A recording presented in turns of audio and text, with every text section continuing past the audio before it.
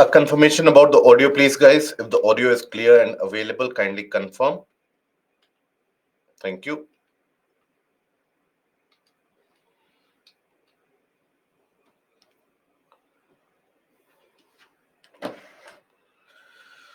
So, hello, a very warm good evening to all of you, and welcome to Baiju's Exam Prep IS. Welcome to the session of environment. Now, yesterday, we have been discussing about the issue of land and soil pollution, and we have been discussing about the issues that how this land and soil pollution is caused, what are the impacts of it, and then we had moved into the areas of prevention and control measures. That if that pollution is happening, what are the ways, what are the methodologies by which we can control, we can prevent the amount of pollution from happening. So that is something that we had been looking into. Now we looked at the various different ways in which the waste is disposed, and before that we understood the concept of integrated waste management, where we observed that waste management is not only about collection and then disposal of the waste, but there are a slew of intermediary steps and intermediary measures which need to be taken care of when we talk about the comprehensive waste management. And that includes waste logistics, waste minimization, research and development about how to utilize and recycle that waste. We have also seen that legal compliance about whether the emission standards are being met or not, that is an important parameter. Then other than that, for example, the recycling, reuse, and whether there is a commodity trading and commodity exchange which is available for that or not.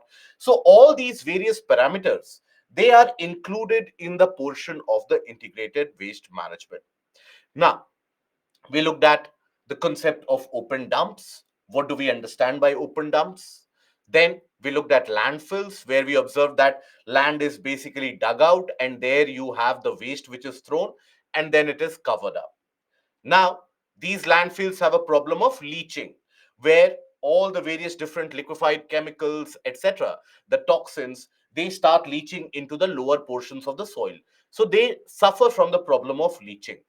Now, in order to prevent or take care or get rid of that problem of leaching, you have the concept of a sanitary landfill.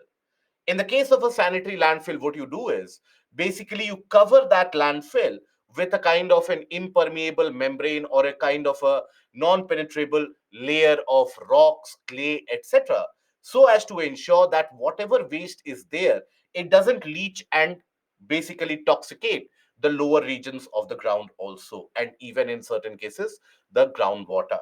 So that is something that we looked at. Then after that, we looked at the process of incineration. Now, incineration is also one of the methodologies of waste minimization.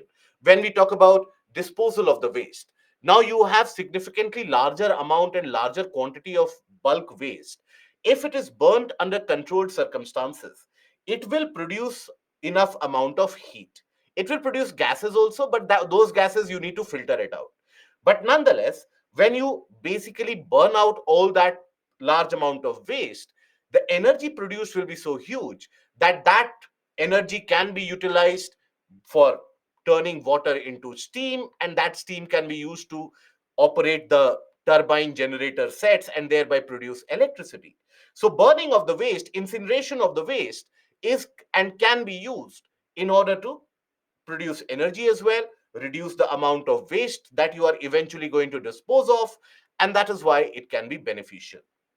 Now, in the case of incineration, you carry out the process of combustion. That is, you burn the waste. That process of combustion is very predominant. Now, combustion is what? Combustion is when you burn anything in a constant supply of oxygen. Only then combustion will happen.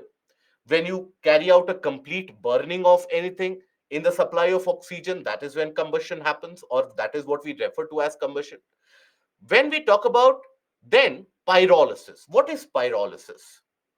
Pyrolysis is also a process of burning the materials, but in a limited supply of oxygen or maybe even absence of oxygen.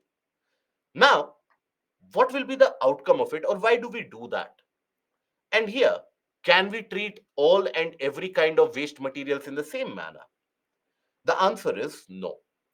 For pyrolysis, pyrolysis is basically a technique in which you burn the materials with a limited or an absent oxygen condition, where you don't allow the oxygen to pass on and you don't allow complete combustion to happen. So here, you do not carry out complete combustion. In this case, complete combustion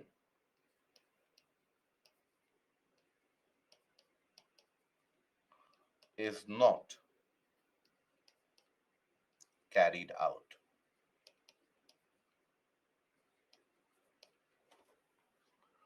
Right? Basically, you have the partial burning. So process of burning material in the absence of oxygen or in a controlled atmosphere for oxygen, controlled supply of oxygen. So you have a kind of a partial burning. Now, what kind of materials do you treat in this way? So basically, the carbonaceous materials, which are carbon enriched. For example, when you talk about firewood waste, coconut, palm trash, corn cones, cashew shell, paddy straw, sawdust. So all of these kind of carbonaceous waste, which have significant amount of carbon compounds in them, now they are treated in this way. Now what happens is that partially burned or the partial unburned portion of these materials of this waste, that is reduced to charcoal. Okay, so these carbonaceous waste, when they are partially burned, so basically that produces charcoal.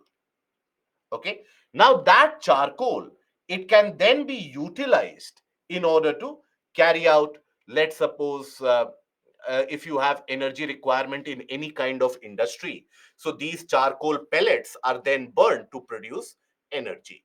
Okay, so this charcoal is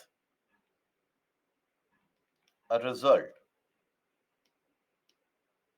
of partial burning of the waste.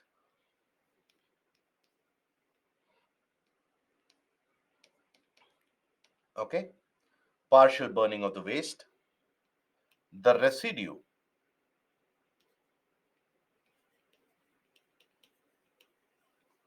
is rich in carbon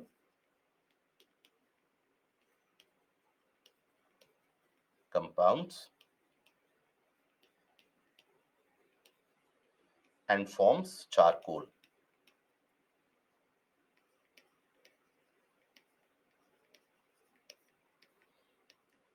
Okay. Now, this is converted, the charcoal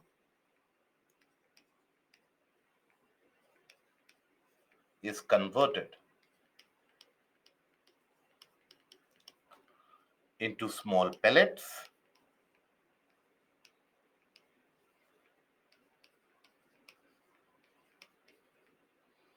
and is used as a source of energy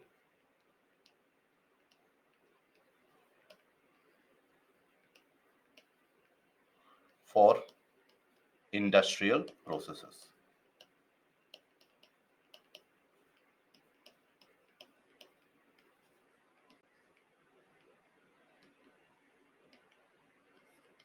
For industrial processes. Now, while you do that, while you are partially burning it out, you will also have certain types of gases which are produced, such as, for example, methane. Now, if you manage to, let's suppose, single out methane or isolate that methane, you can use that for energy source as well. Methane can be used as a source of energy. When you burn methane, you get energy from there also, right? So the output gases from this, right? So here, the output gases of gases can be used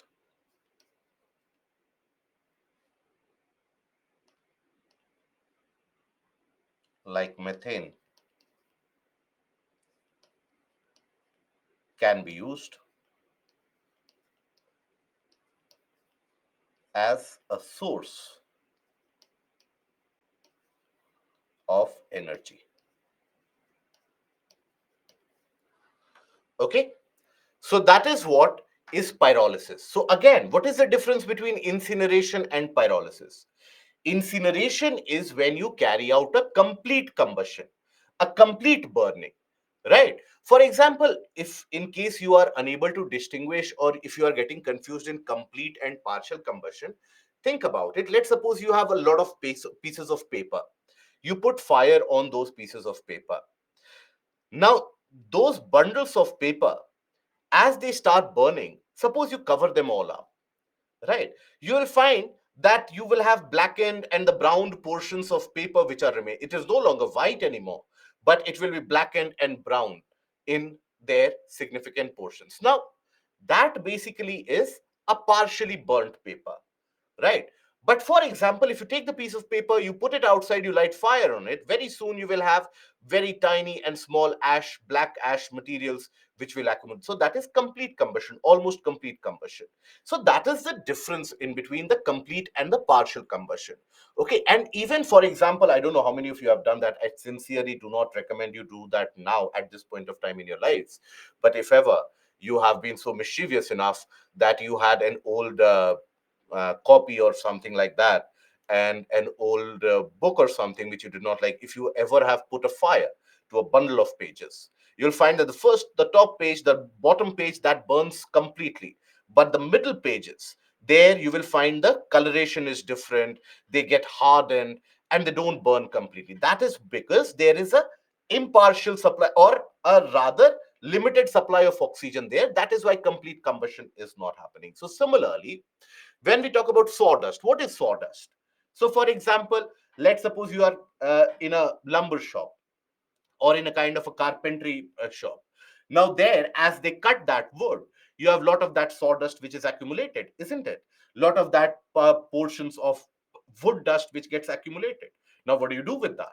So there, if you carry out the partial combustion, they will be converted into a kind of a blackish substrate.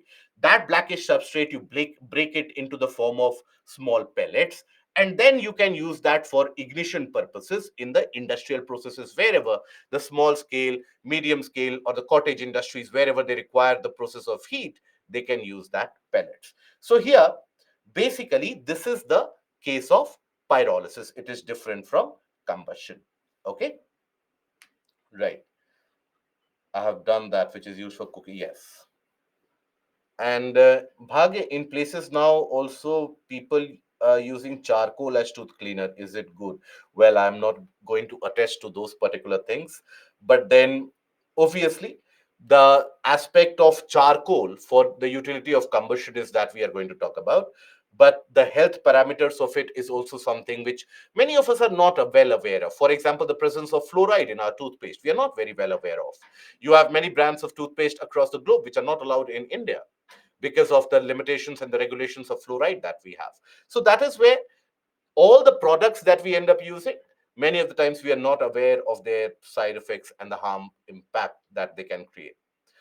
And right, so I have answered how absence of oxygen. So you take the materials in a kind of a controlled chamber, in a closed chamber, and you provide a limited supply of oxygen, and then you uh, stop the supply of oxygen.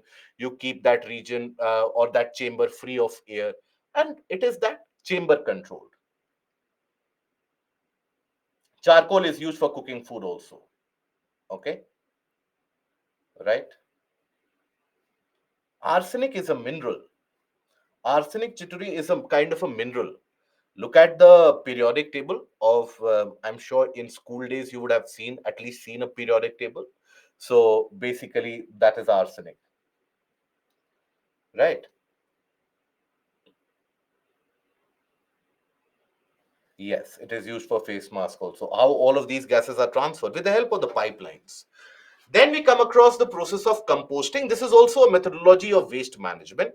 But in this process of composting, you only take the organic waste. And that organic waste, basically, it is allowed to degrade, it is allowed to decompose. That organic waste, when it carries out the process of degradation and decomposition naturally, it will get converted into a kind of a humus like substance. And that can be used as manures to be to be basically distributed into the various different farmlands and for agricultural production. So composting is a biological process in which degradable organic waste is decomposed into a kind of a humus like substance. Remember the stages of decomposition? You had humification as one of the penultimate stages. So here, with the help of the natural processes, so for example, let's suppose you have kitchen waste, right? The peels of vegetables, residues of food, fruits, etc. What is the kitchen waste? Now that kitchen waste, along with, let's suppose, the dried leaves, branches, twigs, all of them, if you dump it into a kind of an open area, which is done in many of the rural areas, still it is the practice which is carried out, and it is increasingly becoming more predominant and much more popular. So all of that is basically accumulated over an area. It is slightly covered so that it doesn't become very dry, and it is allowed to decompose over a period of time. That different commingled waste, all the organic matter, they will start giving some kind of a smell, which tells you that decomposition has been initiated. And after some time they will be reduced to a kind of a dark brownish soil like substance, very dark brown soil like substance after some time. Now that is your manure that can be utilized in order to increase the fertility of the farmland. And it is an organic method to increase the fertility of the farmland. So you are carrying out the process of agriculture which is sustainable, and a process of agriculture where you don't carry out the process of applying chemical fertilizers, pesticides, etc. So that is your composting. It is done in the presence of oxygen by microbes, primarily fungi and bacteria. The final product is high in the amount of carbon and nitrogen. It aids the retention of more plant nutrient in the soil and augments the soil fertility. Now, sometimes what is done is that these organic materials, they are sprayed over an area, and certain worms are earthworms, for example. Earthworms are introduced into that organic waste. Why is that done? Because earthworms, they are very good in carrying out fragmentation. They basically will break down the organic matter in so many smaller parts, where basically, let's suppose you had a leaf, a kind of a leaf litter which was this big. It will be reduced into small tiny fragments by the time few of the earthworms are done going through it. So they will consume it, they will excrete it, so you will have smaller substrate which is remain.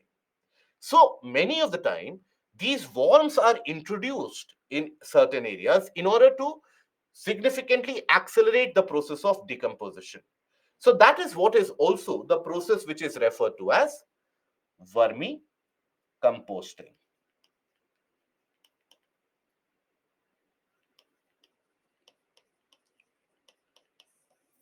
That is process of compost formation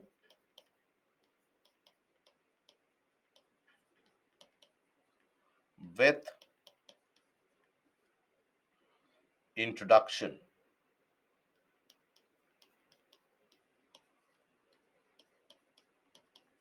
of worms.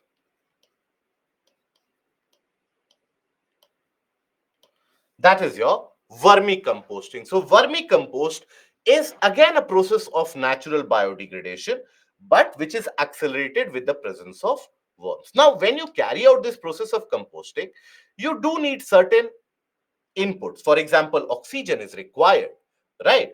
Oxygen, some amount of moisture, that is necessarily required for the process of composting. And the outcome is what? You have heat which is produced, and certain gases like methane, etc., they are also produced in the process, right? So that is the entire process of composting. Humus like substance is humus. In case you have not seen humus, basically the humus is a kind of a dark brownish to black, the soil that you see outside. Now it is not exactly having a substrate like a soil, not exactly having a property like a soil, but it will be dark brownish, resembling very much like soil, moist, a bit moist. So that is something which is applied as manure, right? So humus is the organic material which is a kind of a outcome of the process of decomposition. Okay.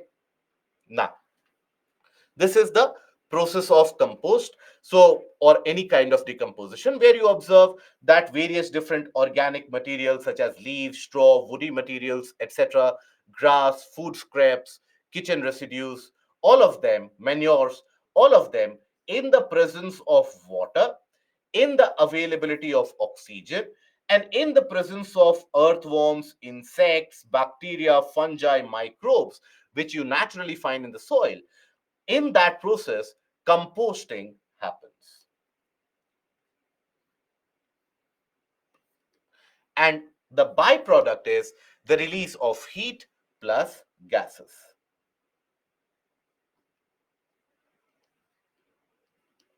like methane. Sometimes even CO2 is produced. So that is the process of compost. Okay. In vermicomposting, we human can introduce earthworm. Yes. In vermicomposting, you introduce that earthworm, and earthworm decomposition or fragmentation is the main primary process which happens. Okay. So that is basically the aspect of compost. Now, when we talk about vermicompost or vermiculture, it is what is also known as earthworm farming. In this method, earthworms are added into the compost, and these worms, they break the waste, and the added excreta of the worms make the compost very rich in nutrients. Phosphate, for example, is added into the composted materials by the excreta of these worms, right? So that is why agricultural waste, domestic waste, and few of the categories of even industrial waste, not the heavy contaminants or chemicals, but few of the categories, when you carry out the process of vermicomposting, there, in the presence of earthworms, you basically end up getting a kind of a degraded or decomposed material. So this is how you can handle it. Now then we come to the process of bioremediation. What is the process of bioremediation? and why it is used, where it is used, what are the types of bioremediation. Now, this is going to be relevant for your examination, for your prelims, and for your mains examination. Prelims, the basic concept of it has been asked. So, what is the basic concept of bioremediation? That has been asked previously, and also for mains examination, right? That how this process or how this concept is helpful about the utility of the concept. So, what is this process of bioremediation? Let's suppose in any particular area there has been lot of waste on the ground which has been created, or there has been contamination which has been created. Now, how do you clean that contamination? Let's suppose in the ground surface here you have substantial amount of waste.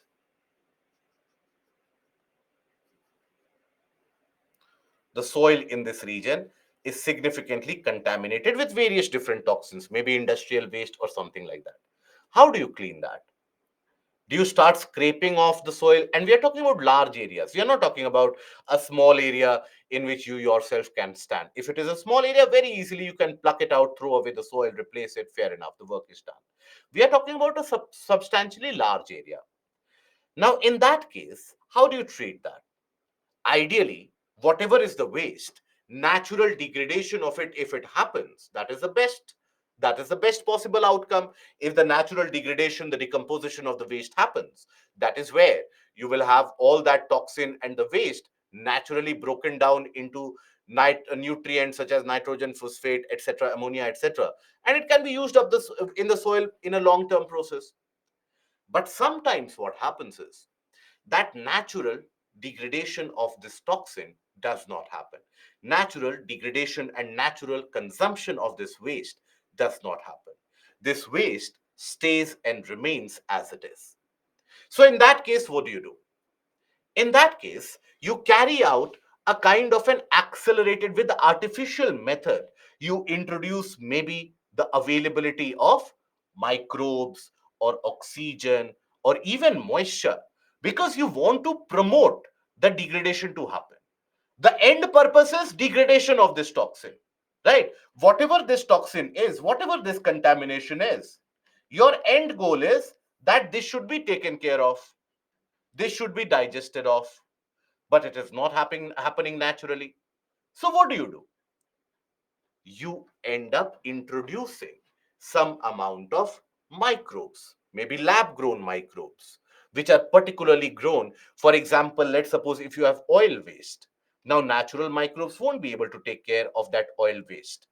So you have certain lab grown microbes, for example, oil zapper, oilivorous, etc., which can consume that oil waste. They can break down the complex hydrocarbons of the oil. So you introduce these microorganisms in this area. Or let's suppose if you have the naturally found microbes which can degrade that waste, then what do? You accelerate that process of decomposition by providing access to oxygen. Now, in the lower levels, here it might be acceptable that oxygen is available. But what about the depth? If the pollution has happened, contamination has happened to a particular depth, at that particular depth, oxygen won't be available. So, what do?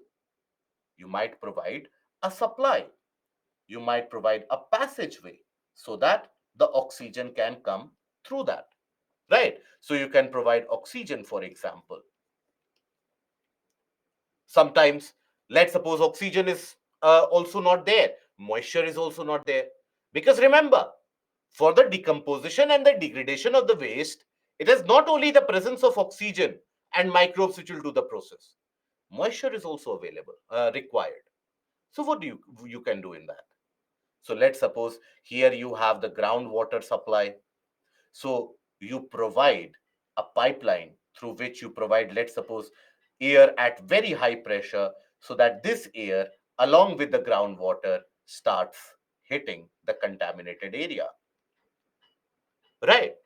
So, in a way, you are carrying out the process of decomposition itself, but it is not happening naturally. So, you are using various biotic methodologies, utilities of plants, microbes, penetration of oxygen, availability of moisture, in order to accelerate the process of decomposition and degradation to happen. Okay, so this is a process that uses mainly microorganisms, plants, or microbial or plant enzyme to detoxify contaminants in the soil and the other environment. So basically, in brief, let me concise it or summarize it for you. Summary. So here you'll find basically the aspect like when we talk about bioremediation, contaminants need to be degraded or decomposed.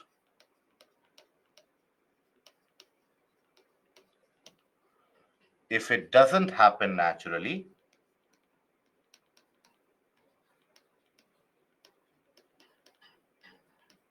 if it doesn't happen naturally,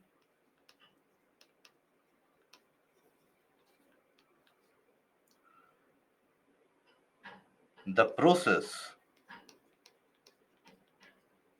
of degradation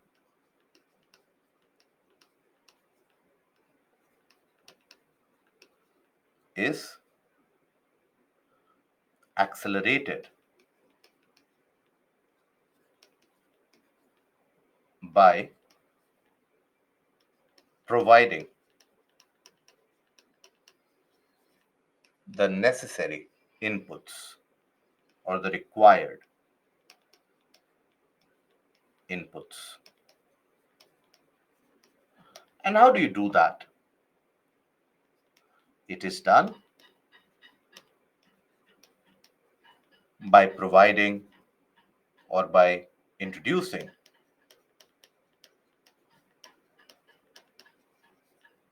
natural microbes or lab grown specific microbes,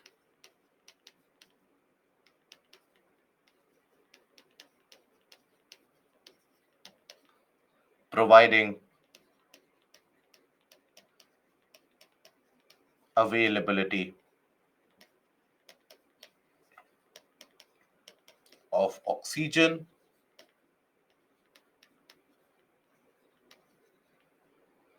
supply,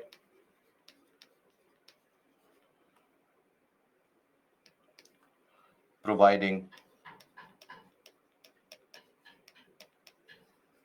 availability of moisture,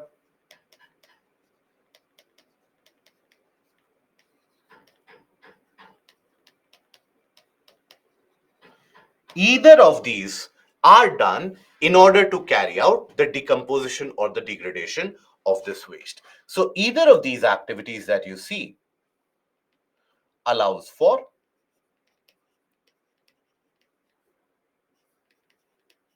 complete breakdown of contaminants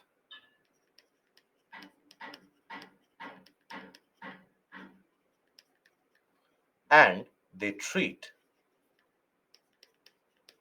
the soil.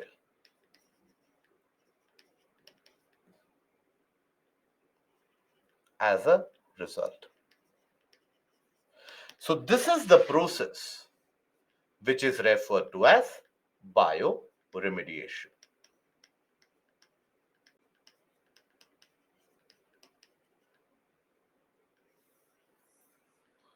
That is the process that we know as, that we refer to as bioremediation.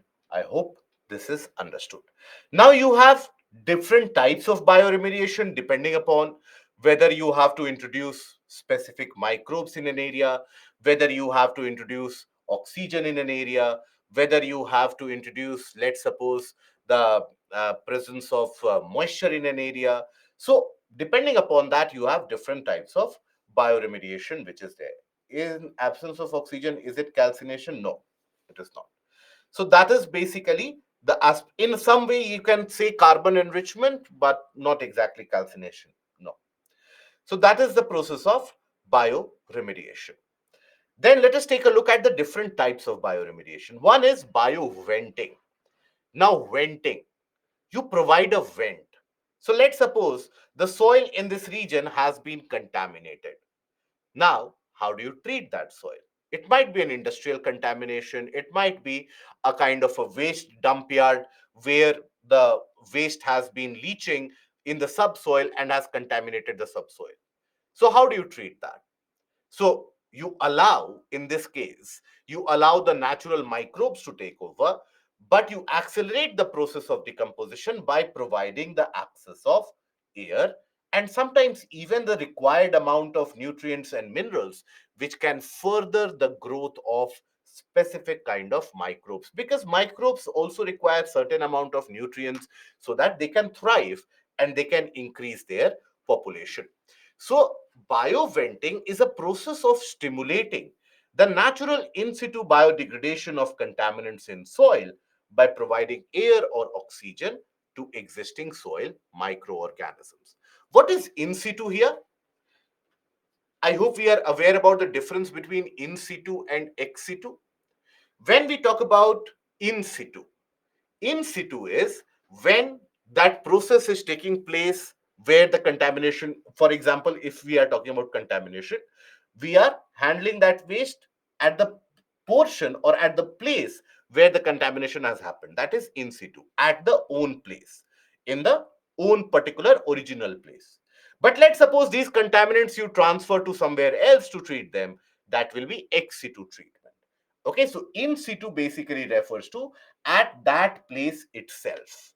Okay, ex situ, you carry it somewhere else. So in bioventing, you provide a kind of the availability of oxygen and sometimes nutrients and allow the naturally found microorganisms in that area to carry out the process of decomposition. By providing oxygen and nutrients, suddenly the population of microbes in this region that increases tremendously.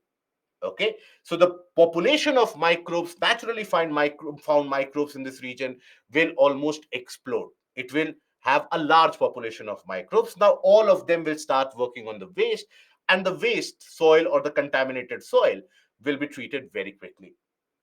But then there's a side effect of that also. The side effect is, let's suppose all that waste is treated. Now you still have a very large microbial population.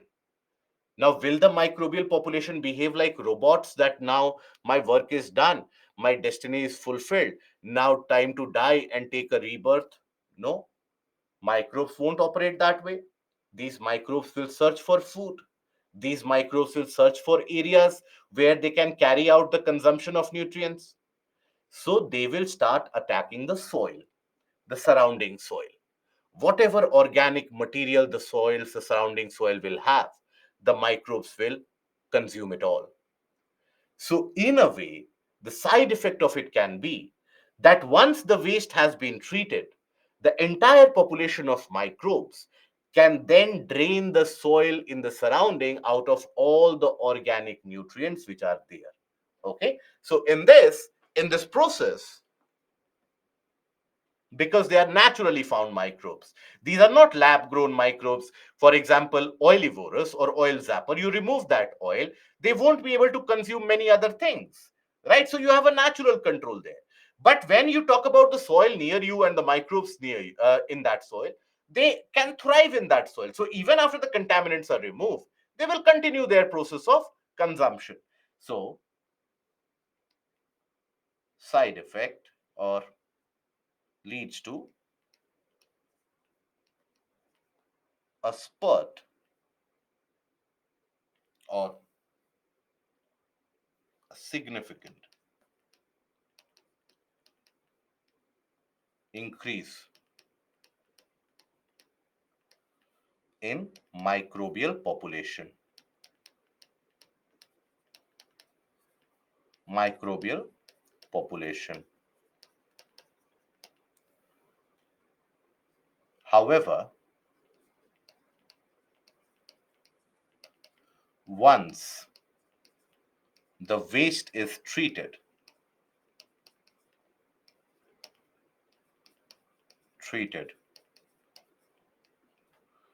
the microbial population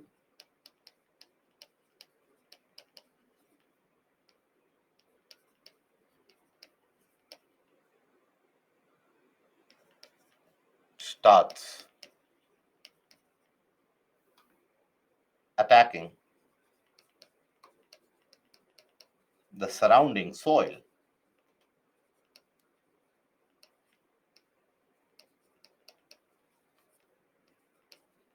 and drains, not drains, consumes all organic materials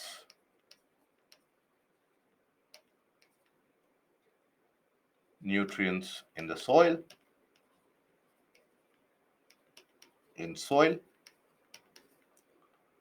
making it infertile.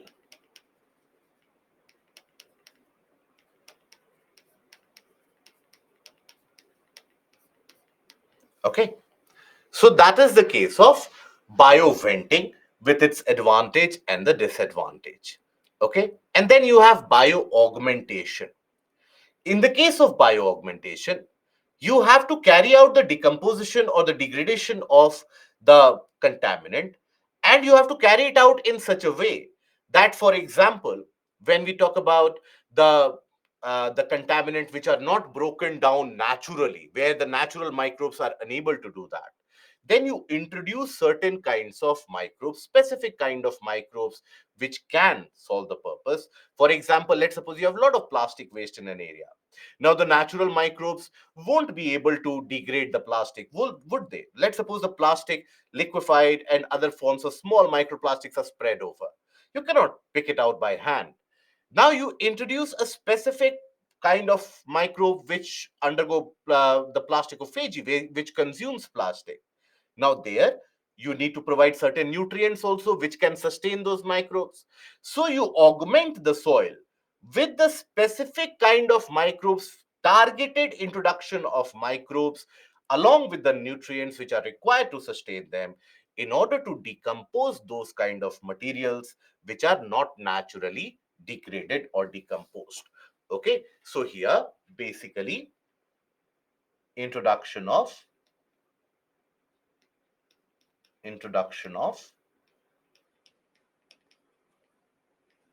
specific microbes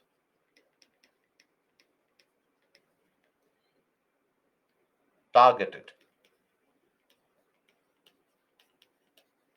for the type of contamination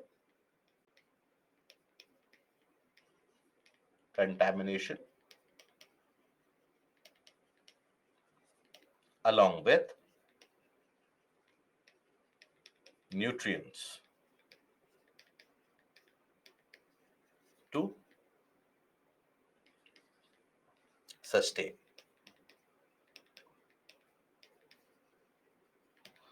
Okay, now here you don't come across the problem where they will continue to carry out the consumption process even after the contamination is removed. No, because in this case, for example, these are the microbes which will thrive on very specific kind of condition, very specific kind of input need to be provided for these microbes to exist. So you withdraw those inputs, these microbes, their work will be done. So that is why in this case the control of the aftermath is much easier. So example,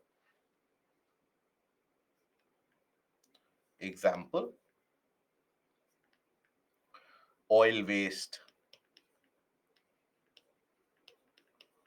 plastic contamination,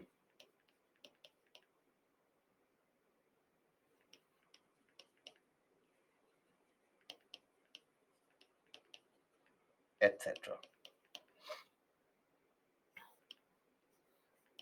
Okay. So, what is the difference between bioventing and bioaugmentation? How many of you feel that bioventing and bioaugmentation is one and the same? Gaurav, how we stop microbes from making soil infertile in bioventing? So basically, Gaurav, in that case, you don't have much of an option, but then eventually you will have to isolate that area, and that region of contaminant needs to be isolated, and then it needs to be treated. Okay. So everyone is convinced it is different, other than one of you. So it is different basically in the case of bioventing. Observe here you have the naturally found microbes which are going to carry out the process of degradation. In bioventing, do we introduce microbes? No. Do we introduce a specific kind of microbe there? No. So can they take care of, let's suppose, oil waste, oil spill, etc.? Can bioventing take care of the oil waste which is on the ground? No. But in bioaugmentation, you have introduction of specific microbes. In bioventing, what is a vent? Are we aware of the English meaning of the vent? Are we aware of the meaning of vent? Vent is a passageway for the movement of air, the supply of air. That is a vent. Right? So bioventing, you provide a kind of an access for air supply. That is by providing a vent. Augmentation, bioaugmentation. Augmentation is what? You add on some supplement. So in this case, in the case of augmentation, you introduce certain specific kind of microbes in particular, which can carry out, for example, oil contamination, which happens. Can natural microbes take care of the oil contaminant? No. If the natural microbes could have taken care of the oil contamination, the world would not have any problem at all. Any oil spill would have been consumed naturally by the microbes. Why is it that such a hue and cry is made out of the oil spill? Because the natural process of degradation is unable to take care of them, isn't it? So that is why in bioaugmentation, you introduce the specific kind of microbes and they carry out the process of degradation. Is that understood now? The difference, is that understood? Pooja, Vivek, right? Good. It means bioaugmentation is better than bioventing? Yes, obviously. And bioventing is done by natural. But then please understand, not everywhere can you deploy bioaugmentation, because lab grown microbes are not something that you go to the nearest store and then you say that, okay, get me 1 kilo of oilivorous or oil zapper. I need to take care of the oil waste near me. It is also something which needs to be carried out in controlled condition, etc. So that is why not everywhere can you deploy bioaugmentation. It is like, if let's suppose you have a kind of a battle. Now, I understand that fighter jets can be very handy, but then let's suppose you are fighting with your neighbor over a parking space. You cannot deploy fighter jets to kill your neighbor, regardless of how much you want them, can you? But basically, the natural conditions, the natural microbes, if they are able to take care of that, that is venting. Okay. Additional microbes act as catalyst. What is a catalyst, Vivek? I think that your understanding of the entire process of bioremediation has gone significantly haywire. What happens when the work done in bioaugmentation, when work is done in bioaugmentation about microbes? So in that case, basically, Chandrasekhar, understand that these are specific kind of microbes. Now they are consuming these oil waste, plastic waste, etc. But once that oil waste and plastic waste they are consumed, then what will happen? They won't be able to survive quite significantly, can they? Right? So it is not as if there will be a continued propagation of the microbial population. And Chituri, bioventing is done by, but bioaugmentation, very good. Beautiful articulation. Ananya, bioaugmentation have any kind of disadvantage also? Yes, Ananya. For example, getting the availability of the specific kind of microbe is difficult. And we don't always know the efficacy of how good the microbes can consume that particular kind of a waste. Maybe the microbes in the lab conditions, they would have shown an affinity to consume, let's suppose, oil and carry out the breakdown of the oil. But then, if it is, let's suppose, oil mixed with a certain kind of a phenol or any kind of a ketone, then maybe they will have limited extent of impact. So that is why the exact impact of it is not very well known before you carry out the process. So Vivek, understand and listen to this very carefully. What is biodegradation?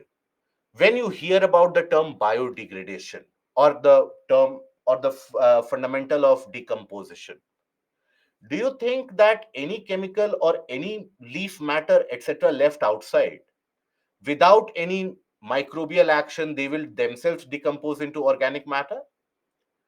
No.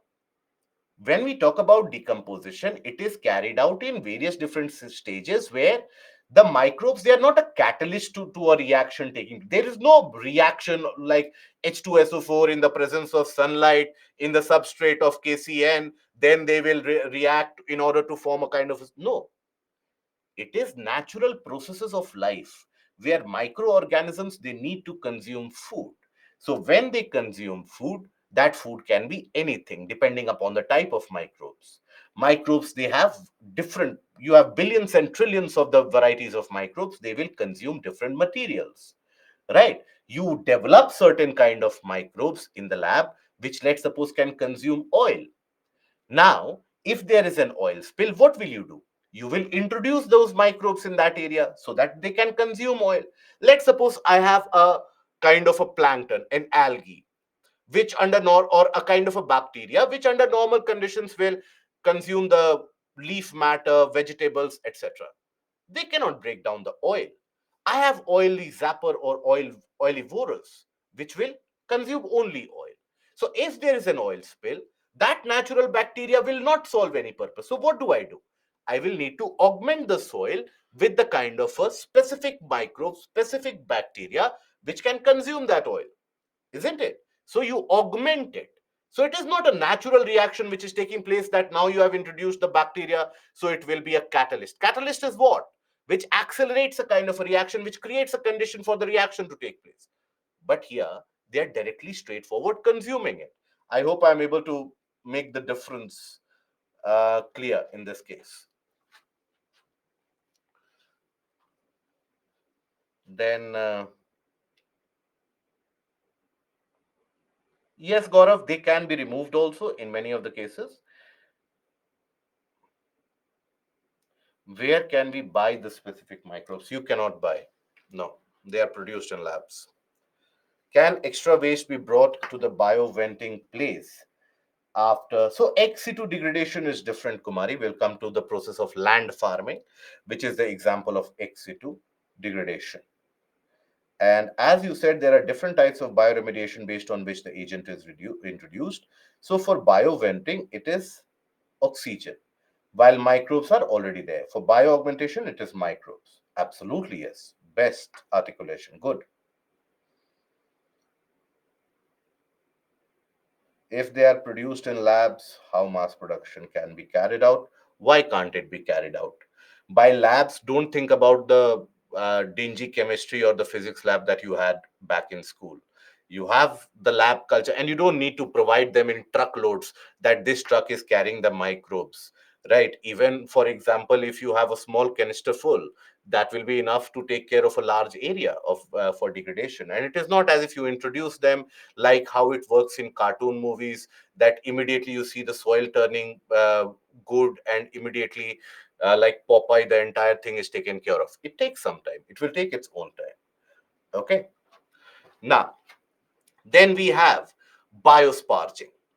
Now, biosparging, as I told you, in the entire process of bioremediation, either you will provide microbes, or you provide oxygen supply, or you provide moisture. any of them you provide, or you provide all of them in order to ensure degradation takes place naturally. Now here, when we talk about biosparging, so it involves the injection of air under pressure, high pressure air injection below the water table to increase the groundwater oxygen concentration and enhance the rate of biological degradation of contaminants by again naturally occurring bacteria. So here, for example, the image is also self-descriptive.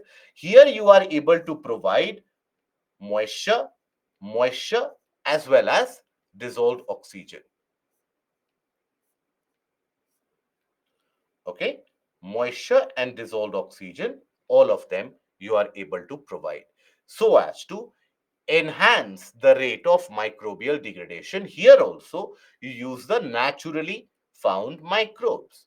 So obviously it is not a choice that today I am feeling like natural microbes should take the job.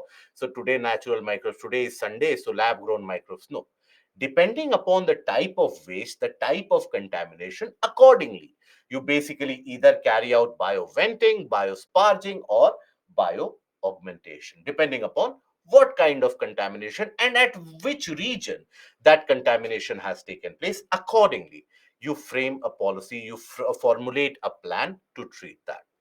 So all these are in situ methods. All these are in situ where you treat the contamination at the point where it has happened, right?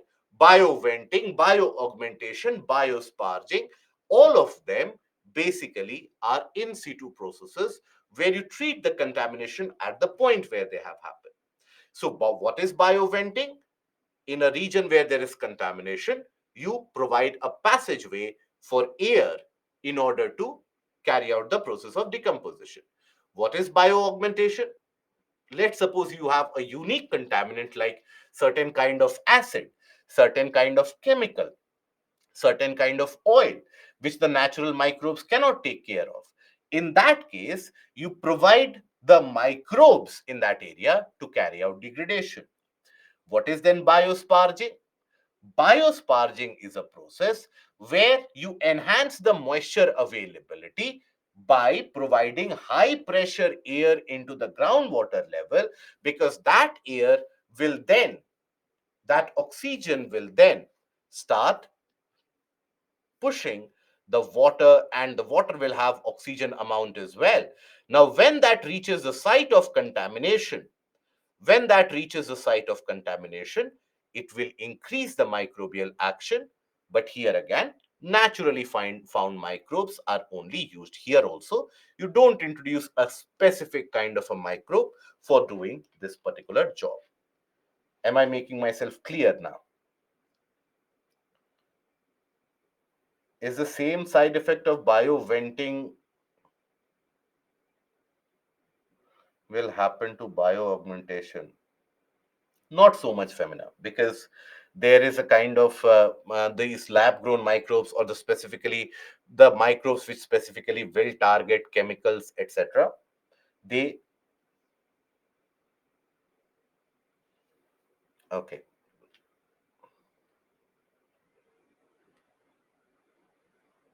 so there is still doubt. Okay,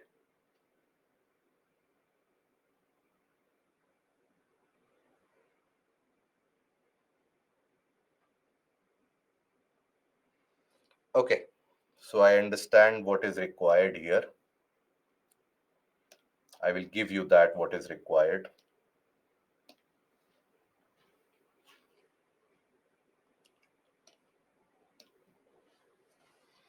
Something that we have been used to from our childhood days, sadly.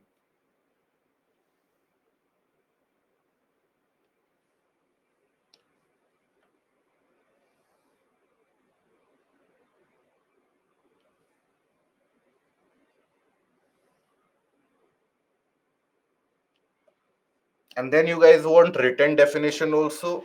Then you guys, anyways, fair enough. So here, bioventing.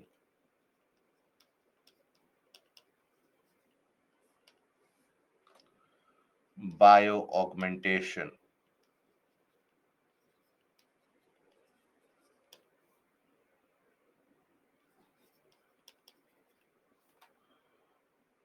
biosparging.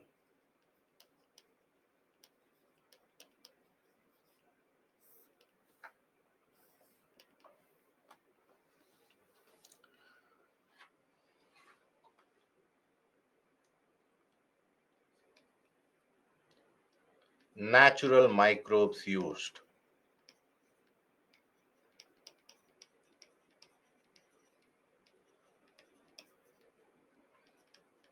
Artificial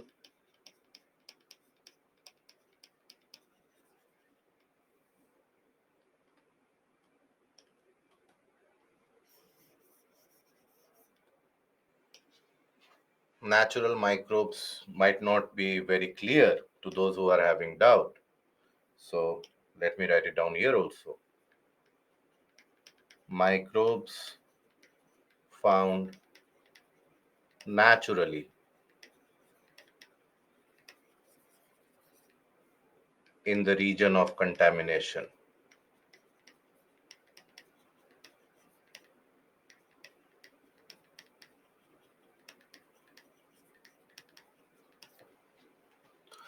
Ideally, guys, this is a work that you should do as a student, as a candidate. Please take this preparation period seriously.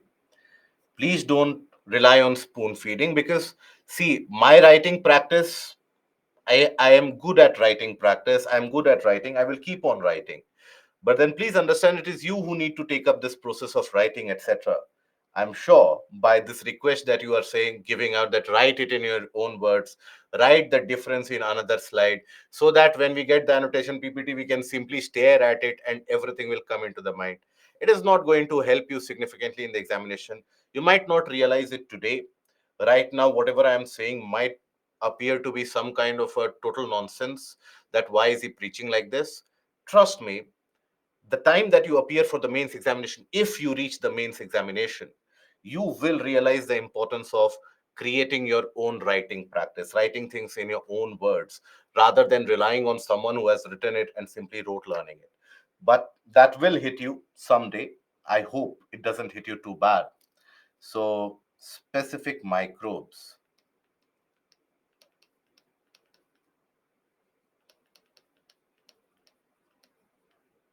for certain kind of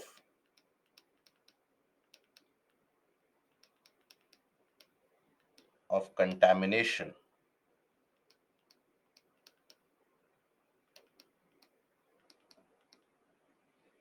is introduced. It is not found naturally in the region.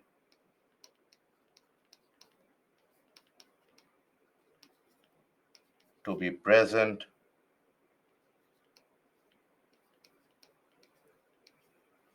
naturally in a region. Biosparging, microbes found naturally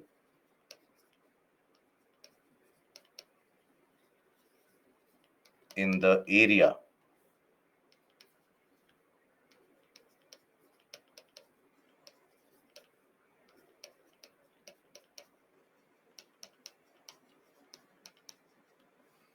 is used. Then oxygen and nutrients for microbes are used or are injected into the soil areas, soil which is contaminated.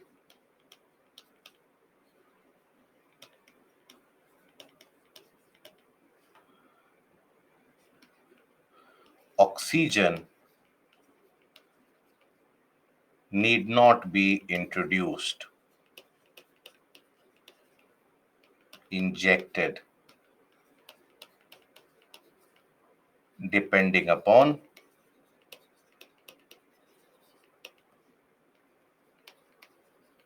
the requirement of microbes.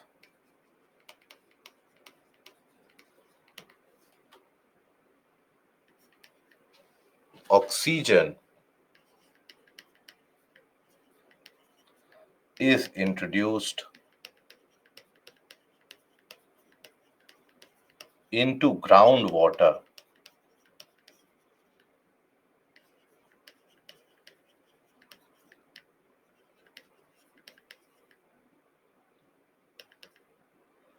that oxygenated water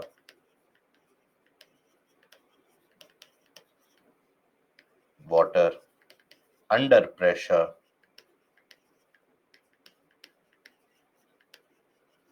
rises up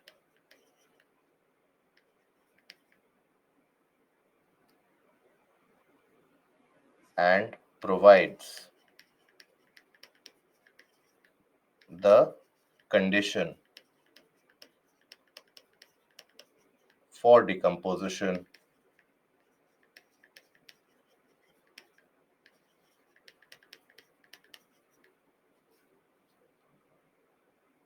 to take place.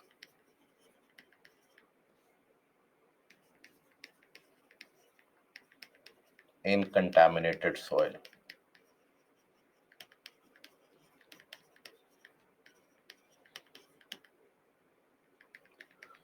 In brief, again, I understand that you would require a further summarization of this because this might again turn out to be too complicated. That how will we revise this much amount of text? So again, let me do the short work for you also, for this also.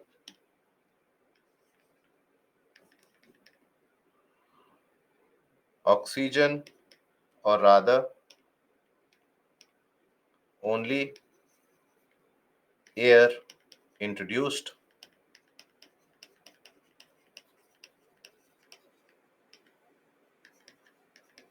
into the soil. Microbes are introduced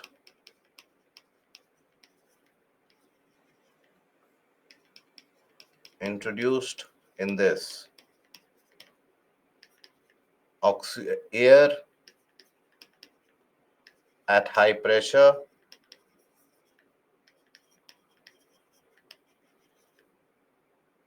is put in groundwater.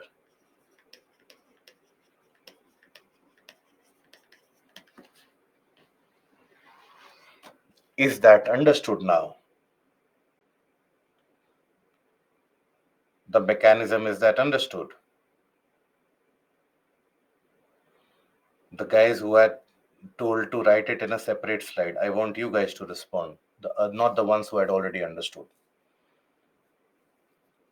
Vivek, Chituri, Pooja, all of you, understood? Baldev, is that understood, or do you want me to write something in a more simplified manner? Gaurav, understood? Okay.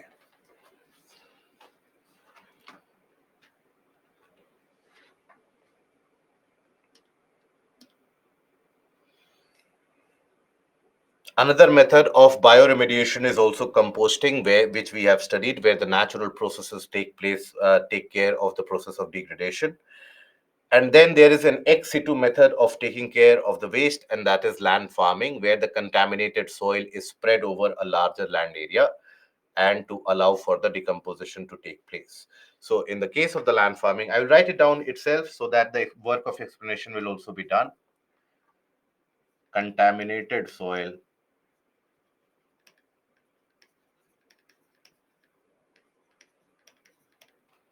is carried away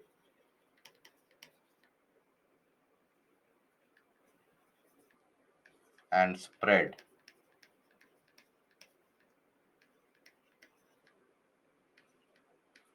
a large area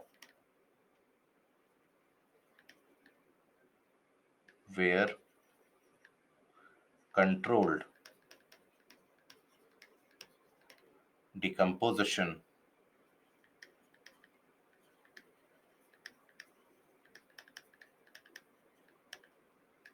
takes place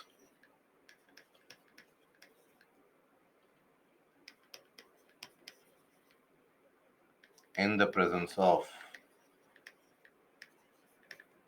moisture and oxygen.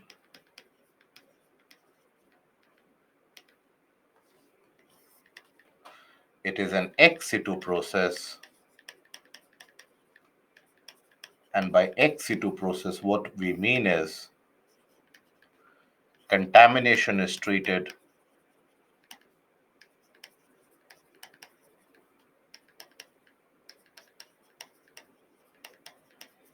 away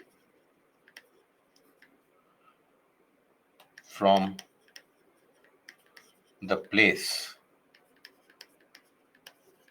where the soil originally got contaminated.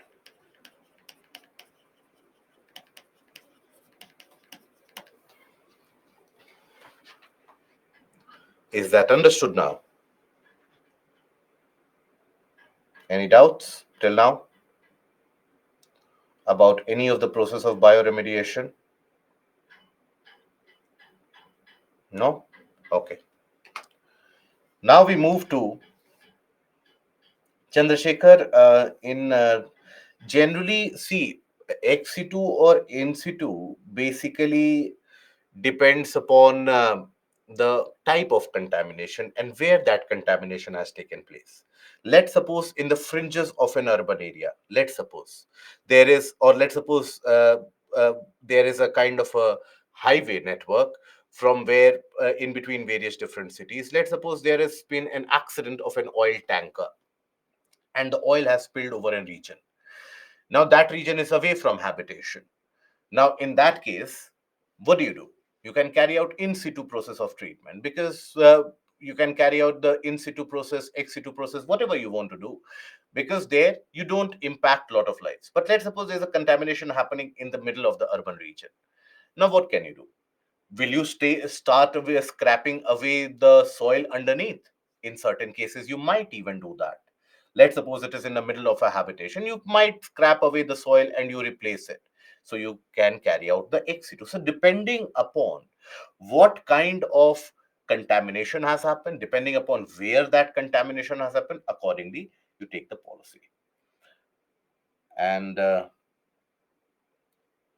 XY, won't the new area get contaminated? So accordingly, basically, you generally do the layering of the ground, and then you spread over the contaminated soil, and then eventually you carry out the process of decomposition. Because, and understand that once you spread that, let's say, contaminated soil over a larger area, the microbes will carry out the, or will take care of the contaminant naturally, and they can take care of the even the newer contamination which happens in the shallow region. So microbes will take care of that. Okay, so no, that problem won't happen. Composted bioremediation. Chituri, have we understood the process of composting? Have we understood the process of composting, which we have discussed earlier? Is this process understood or not? It is the same. Composting bioremediation is again the same. It is the same. Bringing together contaminated soil with non-hazardous organic materials such as manure or agricultural waste, when they are treated, basically, when you keep the waste, accumulate the waste, allow the microbes to take action in the presence of naturally available oxygen, etc. So in this case, what you do, you bring all the waste together. That's it. Now, then we come to the various different governmental initiatives which have been taken to treat the cases of pollution, to cater to or to reduce the amount of pollution carried out in various different areas. Now, amongst these government initiatives, you have the various laws, legislations which have been passed. Not all of them are relevant for your examination. The recent changes, wherever they are happening, please keep an eye out for them. The amendments to the major acts or the laws, wherever they happen, whenever they happen, that is something that you should keep an eye out for. So in this particular portion, recent changes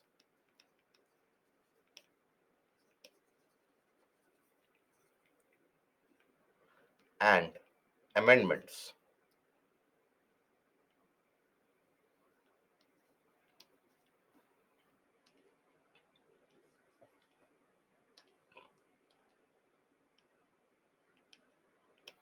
Amendments to the legislations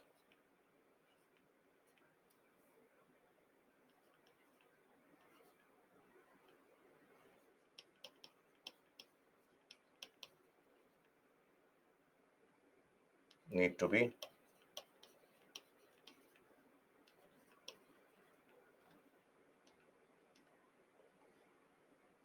looked into.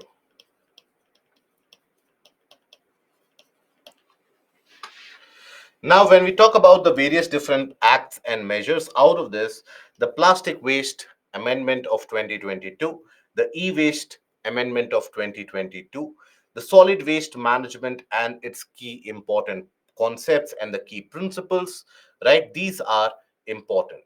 So the amendments, latest amendments, amendment in this also, and here key principles of this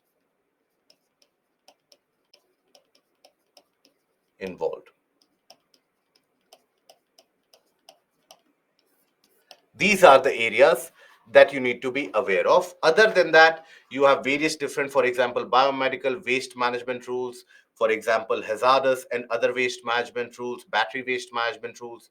You have various different other legal measures or the various different legislations which have also been brought about in order to take care of the problem of pollution, but not all of them are very important. This is just to help you understand that you have comprehensive legislative actions which have been taken in order to cater to the problem of pollution. Now here, when we talk about the various different waste management, there is an important principle involved, and that is the concept of EPR, or what we refer to as the extended producer responsibility. So, this is what is referred to as EPR, extended producer responsibility. Now, this is important. Now, this was first of all introduced as per the e-waste management rules way back in 2011 when this was introduced in India. But what is this concept? Let's suppose you are an individual who is very concerned about the environment and who doesn't want to pollute the environment. Let's suppose you are very, very concerned about that. You are very eco-friendly in your approaches. You live a very sustainable lifestyle, etc. One day, you are walking from one area to another, and suddenly, in the midst of it, you feel very thirsty. Let's suppose you haven't carried water with you, and suddenly you feel very thirsty. What will you do? You basically will go to the nearest shop, buy a bottle of water, isn't it? You will buy a bottle of water for you. Now, that water is something which is there in a plastic bottle, most of them. The 20 rupees, 10 rupees bottle, it is in a plastic bottle. Now, you quench your thirst, you drink that water. Now, after that, you throw away the bottle because even there it is said that crush the bottle after use in many of the cases. Now, you throw away the bottle. Now, you are carrying out plastic pollution. But then you are basically carrying out a waste disposal or you are generating a plastic waste. But then that plastic waste which is generated, has this been on your account? Or is it basically because the producer has given that water in the plastic bottle? If the producer would have given that water in, let's suppose, a fabricated bottle, a kind of a fabric based bottle, you could have a kind of an eco-friendly condition. Then, for example, let's suppose the mobiles that we use. Now, these mobiles, these gadgets, now most of them, they turn obsolete within 1 year. the new updates come in, or maybe your older phone simply stops working. So you will have, let's suppose, the newer phones come into place, come into the market. Now, what about the old phone? If your old phone consists of lithium, it consists of cadmium, if your old phone consists of various different PVCs, etc., where do you dispose it? Now you are a generator of waste, but who has given that waste in your hand? The producer? Maybe if you are using a phone, the companies such as Apple, they are responsible for that. Or maybe the importers, the producers, importers, refurbishers, assemblers, they are the ones who have given you that product. Now, if you have used that product because that is available in the market and the waste that is generated, how can you be accountable for the kind of waste that you are generating? Plastic bottles. Let's suppose you are thirsty, you go out there, buy a bottle of Coca Cola. Now, that bottle of Coca Cola or Pepsi, which comes in a plastic bottle, they will tell you reuse it, recycle. But where will you reuse that small kind of a plastic bottle? Let's suppose.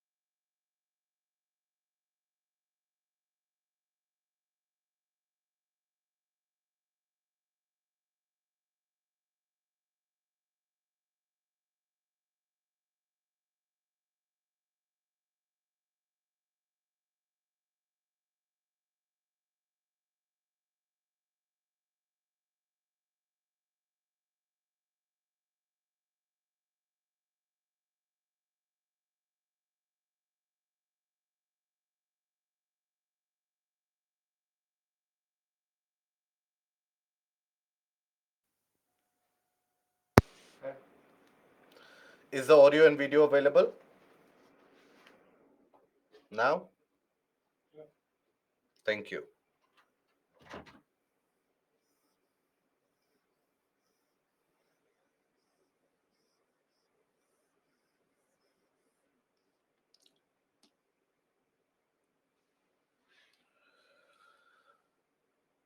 It was not my battery which was low, it was the camera's battery which was low.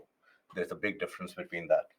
But having said that, now we continue with the portion of the extended producer responsibility. As I told you, that it is not always the consumer who is responsible for the kind of waste generated. You go to the market, you use that Coca Cola bottle, regardless of the fact that it is said that reuse it, recycle it, etc., etc. But then where will you reuse it? How many times will you reuse it? Eventually, you will dispose it off. If ever possible, take a look at the nearby garbage dump near your region. You will observe endless number of bottles, plastic bottles, etc., which are thrown. Now, is it the case that the people are requesting the producers that please give me plastic bottles only? No, it is the producers who are producing them. So, thereby, in the process of waste management, you make the producers accountable for the waste generated. You make the importers, refurbishers, the assemblers, they are the ones who become accountable for the waste generated. This was first of all introduced in the case of e-waste management, that is the electrical and the electronic waste. That when you have the electrical or electronic waste, there, what do you do? For example, a common citizen, and let's suppose at a village level, that person doesn't know what is there in the mobile phone. That person starts panicking when the mobile phone gets heated up. That person doesn't know how to operate the various nuances of the mobile phone. How can that person be responsible for the lithium, lead, cadmium, and the other contamination that the phone will do if you throw it out in the open? How can you hold that person responsible and accountable? That is where the concept of extended producer responsibility comes into the picture, where you make the producer responsible for that. Producer, assembler, importer, any one of them. So here, the concept is very simple, that in the entire value supply chain, you have the producer or importer or assembler, etc. Now they will provide the materials to the wholesalers. They will provide the material to the retailers. They will provide the material to the consumers. Consumers are the ones who will generate waste. But this waste which is generated will have to be taken care of by the producer, responsible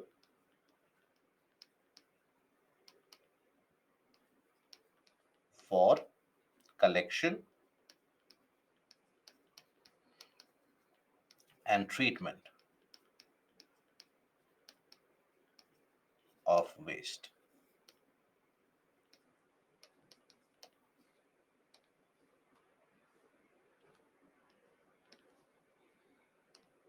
Okay? For example, Apple manufactures mobile phone. Apple has got basically the mobile phones which basically is circulated in the market. The market, you and I, we buy it. Once it is used for, once it is completely, let's suppose, out of order, what do? You eventually throw it off. So Apple is also responsible to what happens to that waste. That is what you will find for the past few years. You will find or you'll come across this collect back schemes, which the various retailers, they give you the option that you give us the old mobile phone, we'll give you this much off, and they will tell you as if this is the biggest obligation that they are doing in your entire life, and they are basically helping you out in such a way that nobody else can give you. Basically they are fulfilling their obligations of EPR. Right. So, for example, tomorrow you come across a news story or a kind of an advertisement in the newspaper or in the TV that New Year bonanza, Republic Day bonanza, get your old phones and get a discount of 10,000 or 15,000. It is nothing but the implementation of EPR by these producers, right? So that you give them the old phone, they are able to fulfill their target. Because as per the new norms, as per the new laws, these producers have to fulfill their obligated target, that if, let's suppose, I'm producing 500,000 of these phones every year, I should also ensure that at least 50,000 of the phones, the older phones, I am taking care of that, I am processing that. So thereby you can have a kind of a cleaner environment and take care the waste, the different kind of waste to be taken care of. So that is basically the entire concept of extended producer responsibility. It has since that point of time been extended to biomedical waste. It has since that point of time been extended to plastic waste also. And now, very innovatively, the government has come up with something very unique in the year 2022, which is considered to be quite innovative for that matter. So basically, that is what is known as the EPR certificates. This is EPR. So this is what is EPR certificate. So now the government has come up with what is known as EPR certificate.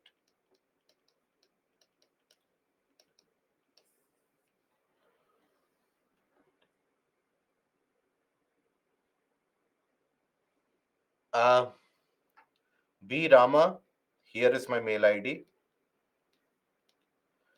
Encapsulate the entire doubt that you are facing, possibly with the name of the individual who is asking for that, the details of that individual also, if possible, who is doing that.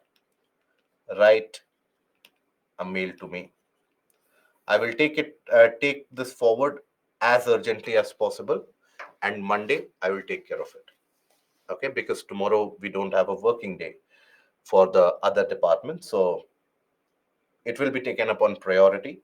That is something I assure you. Don't worry about it, and you just focus on the studies. Okay, rest everything. We have to take care of other things. Okay, this is my mail ID. Get in touch, and I want the full-fledged details of it. Don't have the half-hearted details written in the mail. Now, when we talk about the EPR certificates, so what are these EPR certificates? So understand the background first of all.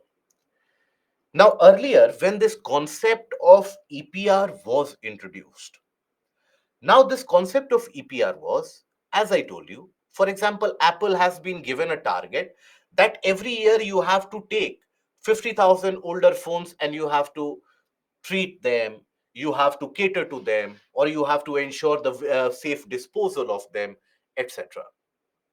Now, think about it. Apple has got a kind of a specialization in doing what? In mobile phone manufacturing. Apple has not got a specialization in where waste is accumulated in Bangalore, at where electronic waste goes in Bangalore, which society generates what kind of electronic waste. Do you think Tim Cook and Apple they are specializing in that? No, they have specialized in manufacturing. So as a result of that, what used to happen was that despite all the stringent targets, none of them could be able to fulfill their obligations. For example, again, a more relatable case. Let's suppose you are not able to relate to the Apple case. Let's suppose you have Pepsi. Now, Pepsi is a kind of an FMCG sector, basically, not exactly an FMCG, but a beverage sector, right? Now, in Pepsi, you have millions of plastic bottles that it sells every year, particularly in countries like India where they are in great demand. So, here, let's suppose they have a target that every year you have to take back and you have to treat, let's suppose, 100 tons. I'm just giving you an example on the top of my mind. 100 tons of plastic bottles. It has got a target to do that. Now, Pepsi's specialization is not collecting the old unused bottle or older bottles, used bottles of Pepsi, which is thrown almost everywhere and anywhere. That is not its specialization. That is not its method of operation. So that is why all the various different organizations, all the various companies, they were facing a significant amount of difficulty in meeting their EPR obligation. As a consequence of that, what would happen was that you had an unorganized sector, which obviously in our country, unorganized sector for waste disposal and management is the one. We have seen in the case of e-waste management also that it is largely almost 95% of the waste management is dominated by the unorganized sector. So the unorganized sector had taken over and has taken over, and there are various different lacunae because of that, because unorganized sector in many of the cases, due to lack of information, they are inefficient also, they cause pollution also, the workers, they get damage, they get long term damage, and they basically are impacted on the long run also. So they get impacted. Now, what can be done? So what has been done was that now you have these EPR certificates. Let's suppose few amongst you have decided to set up a startup which specializes in waste management. Let's suppose you have a startup, you have opened a startup in Delhi, and you have people working for you who will scour the region of, let's suppose, South Delhi, the region around Saket, Malvinagar, etc. And they will take care of all the plastic waste which is generated, and they will collect it, right? From the retailers, from the consumers themselves, from the garbage dumps. They have that specific idea about where that plastic waste is getting accumulated, who is picking up the plastic waste, and they are collecting it back. You have a startup on your own. And what you do is that after collecting that plastic waste and the plastic bottles, you carry out incineration, you turn them into plastic pellets, you supply it to the new plastic manufacturing industries where they can manufacture newer bottles out of them. This is your startup. Let's suppose this is your startup idea. This is your modus operandi. Now, your specialization is waste management. Ideally, the job which has been given to Pepsi or Apple. So you have this startup XYZ. Okay. Now, in 1 year, your startup XYZ caters to 500 tons. I'm just giving you an example again of waste, plastic waste.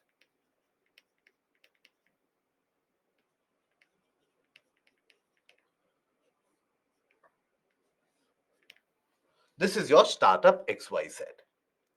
Now you have in 1 year catered to 500 tons of plastic waste because that is your specialty. Now, if you have taken care of these 500 tons of plastic waste, you would be given a certificate of recognition that you have taken care of this 500 tons. That is a certificate, that think about it as a credit that you have, right? So you will get certificate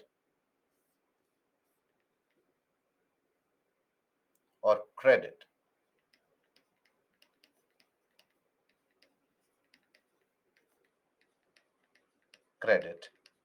for 500 tons.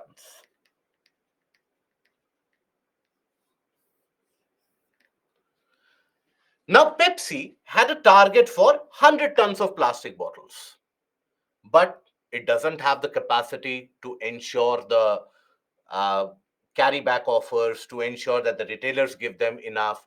It doesn't have the wherewithal to do that. So, what Pepsi will do? Pepsi will give your company money. You will get money from Pepsi, and in return, you will give Pepsi or the PepsiCo company certificate or credit for 100 tons.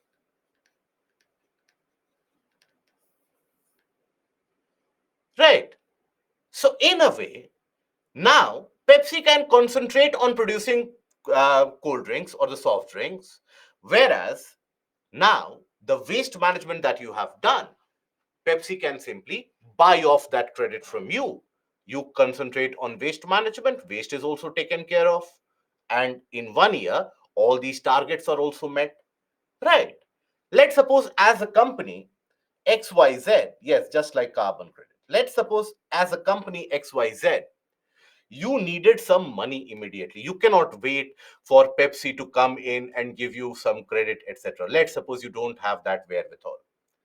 In that case, what do? In that case, basically, let's suppose you sell it to some other organizations. can be sold to a financial institute. Just as an example, I'm giving you. As an example, let me write here for example. Otherwise, I have many such students amongst you who basically will take a screenshot after 5 or 6 months. They will shoot out a mail. How could you say this? This is something where, so then I will have to explain it over again. So let's suppose, for example, they have sold it to a FI, financial institution. Now, in this case, Pepsi can pay money to the financial institution and get certificate in return. So this is tradable. This is now a certificate which can be tradable. So what are the benefits of this? The benefits are, first of all, prior to this, none of the companies were able to meet their targeted obligations because it was not their specialty. None of the multinationals had that specialty, so they were not able to complete or fulfill their obligations. Now, the argument which was put forward by some of the people was that, but these companies do that in US, why not in India? If they can do that in US, we can, if the government is strong enough, we will make them do it in India also. We'll make them hold their ears, do up and down 50 times. They will do it in India also. But understand, these companies are operating in the US. These companies are US companies. They are in the good connection with the vendors there, with the suppliers there, and there also you have this tradable certificate system which goes on. But these companies were never able to fulfill their obligations. So if, let's suppose, PepsiCo had an obligation of 100 tons of waste, it could hardly end up catering to 20, 30 tons of waste, and rest of them would be unaccounted for. And what they would do, they would basically bribe the officials eventually, and they would simply have a kind of a free pass. Under these provisions, what now happens is that you will have the growth of these specific companies and startups, which is happening. I hope we are aware. I hope you guys specifically are aware that this is one of those sectors where many new companies are coming up, many new startups are coming up about waste management. So you will have now experts. These companies, obviously, they will not take someone working in an IT sector, someone working in a retail sector that, okay, let's get together, let's start a waste. You will have experts in them handling about waste management. And that will provide, first of all, jobs. Experts and expertise will come into the waste management. There will be money which will be coming into this sector because now the conglomerates, the companies have to pay them, right? The obligations will be fulfilled. So that means a greater amount of waste is targeted. So you are taking care of the waste also. You are providing jobs in the process. Money flows into your system also, right?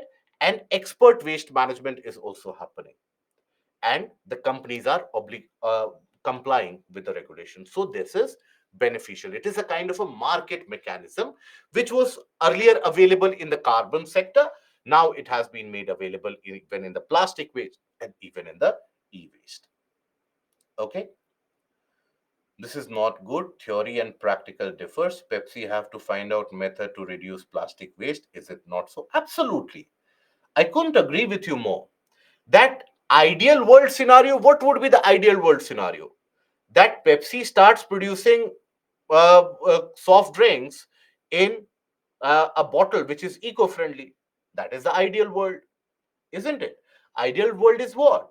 Where the mobile phones that you have, if you throw them off, they naturally decompose and become soil themselves.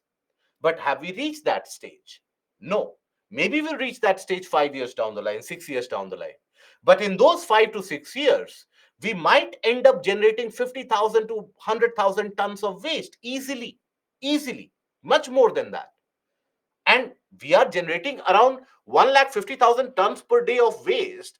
Think about it. Even if we are generating 5,000 tons per day of plastic waste, Imagine what amount of waste we'll be generating in 5 years, 10 years down the line, with the population increasing, the youthful population increasing. So before that entire compliance comes into the picture, what do you do till that point of time? Do you keep on forcing PepsiCo that no, you have to do this, you have to produce it in a non-plastic bottle? They will not do so. It takes time for the technology to come over. So till that point of time, you have to come up with an innovative measure to reduce the problem at the source. That is why this is something which is beneficial. Okay, is that understood, Prashant? My uncle's company is working in the same field for carbon and plastic credits. That is one of the sunrise sectors. 10 years, 20 years down the line, this will be one of the most lucrative sectors out there. That is something which one should keep in mind. Before it comes in glass bottles, now it's stopped. But then the glass bottle things, they stopped in the regions such as US and Western Europe much long time back. Glass bottles used to be provided in these developing and third world countries for a longer period of time. The problem with the glass bottles significantly for a long time was the cost of operation was very high, right? And secondly, there were also issues about contamination, where the glass bottles, many of the times, they first of all, when you refill them, many of the times, the general process would be that the collected glass bottles would be crushed back and new glass bottles would be manufactured, and then in that it would be filled. But in many of the cases, it was found that companies such as Coca-Cola, Pepsi, they were basically cleaning up the older glass bottles and refilling them. Now that led the scope or created the scope for contamination, which was the case which emerged in certain countries of Africa and certain regions of Asia also. That is why, in order to reduce their cost of operation, in general, in any kind of a business, you have to reduce your cost of operation to generate profit. If you don't generate profit, virtually you are non existent. You have to shut down. So, that is basically why that process of plastic, as I told you, plastic is cheap. Plastic has got a good load carrying capacity. That is why. Okay, let's take a break now, and let's be back, and we will study about the details of the amendment of the plastic rules and the e-waste rules. Let's take a break for 15 minutes,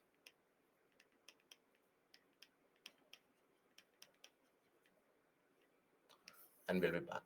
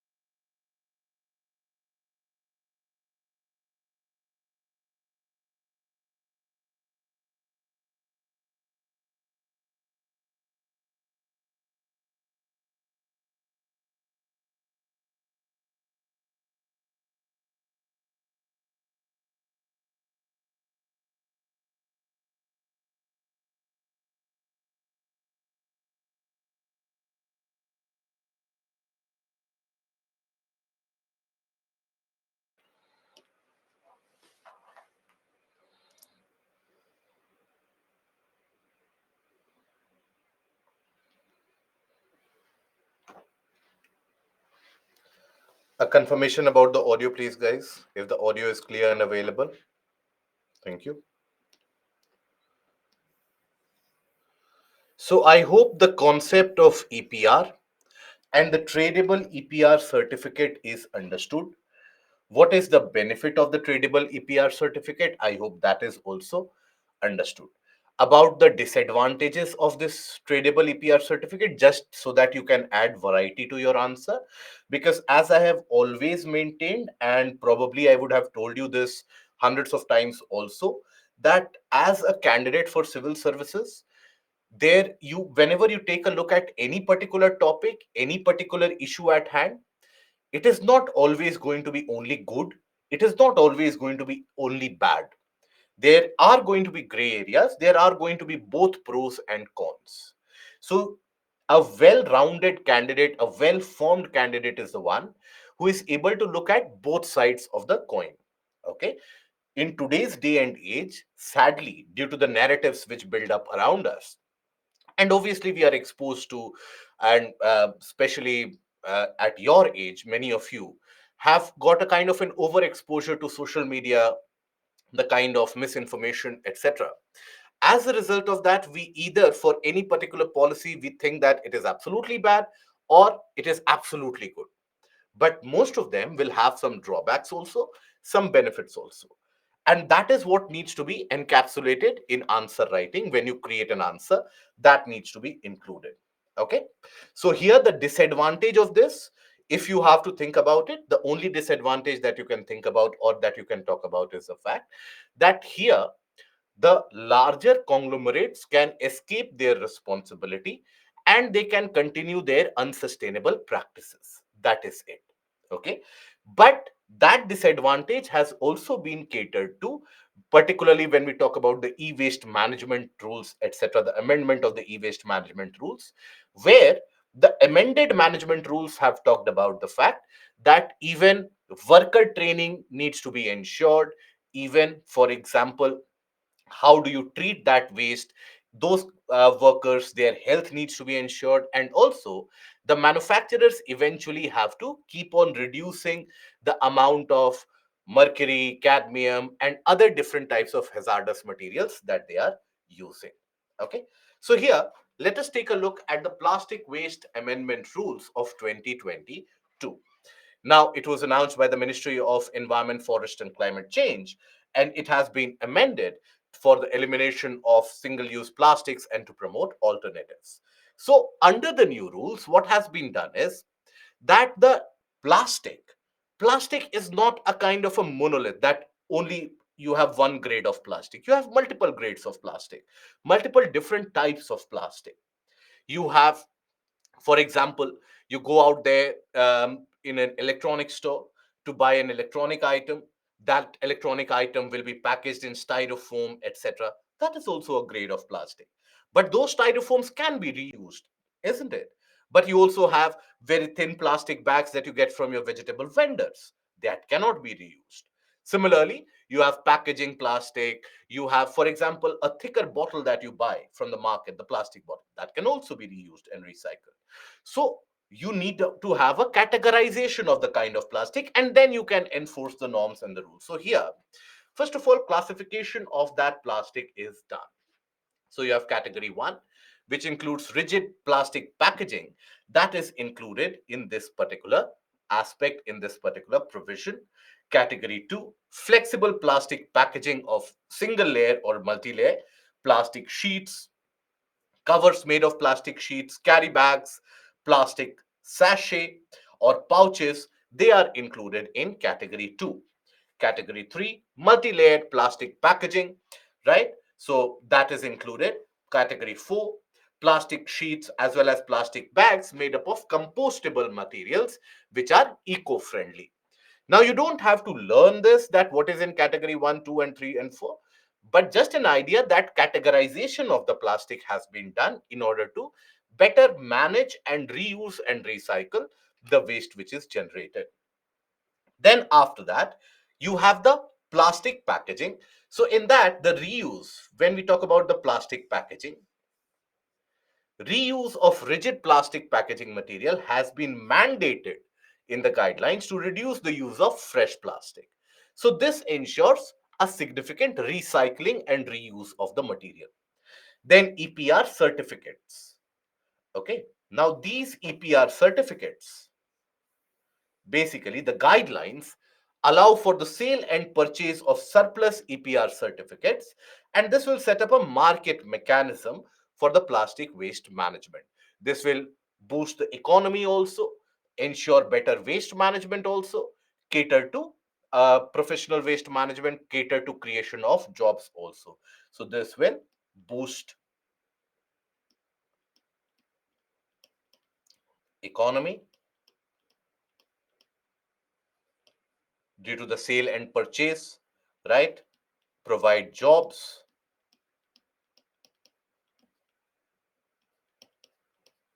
and also at the same time ensure that there is a kind of a greater efficiency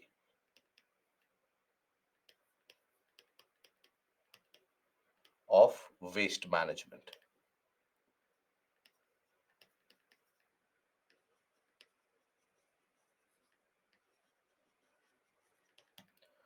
Waste management is carried out with a much greater efficiency.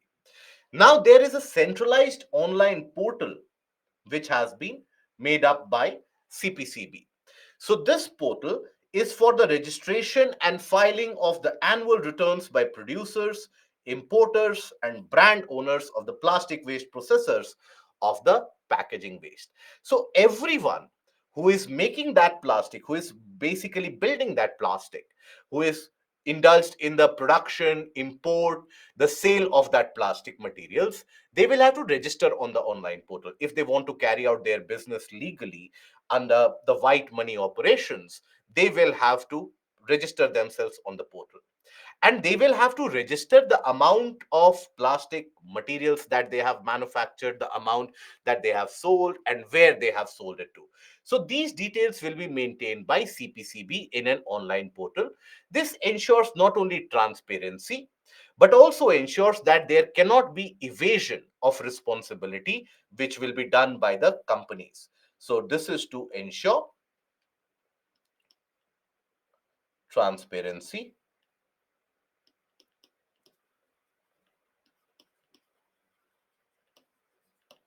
at the same time to ensure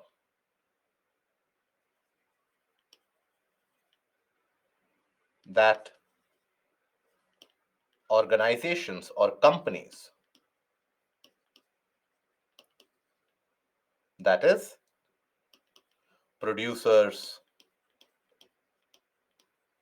importers, etc., do not evade responsibility.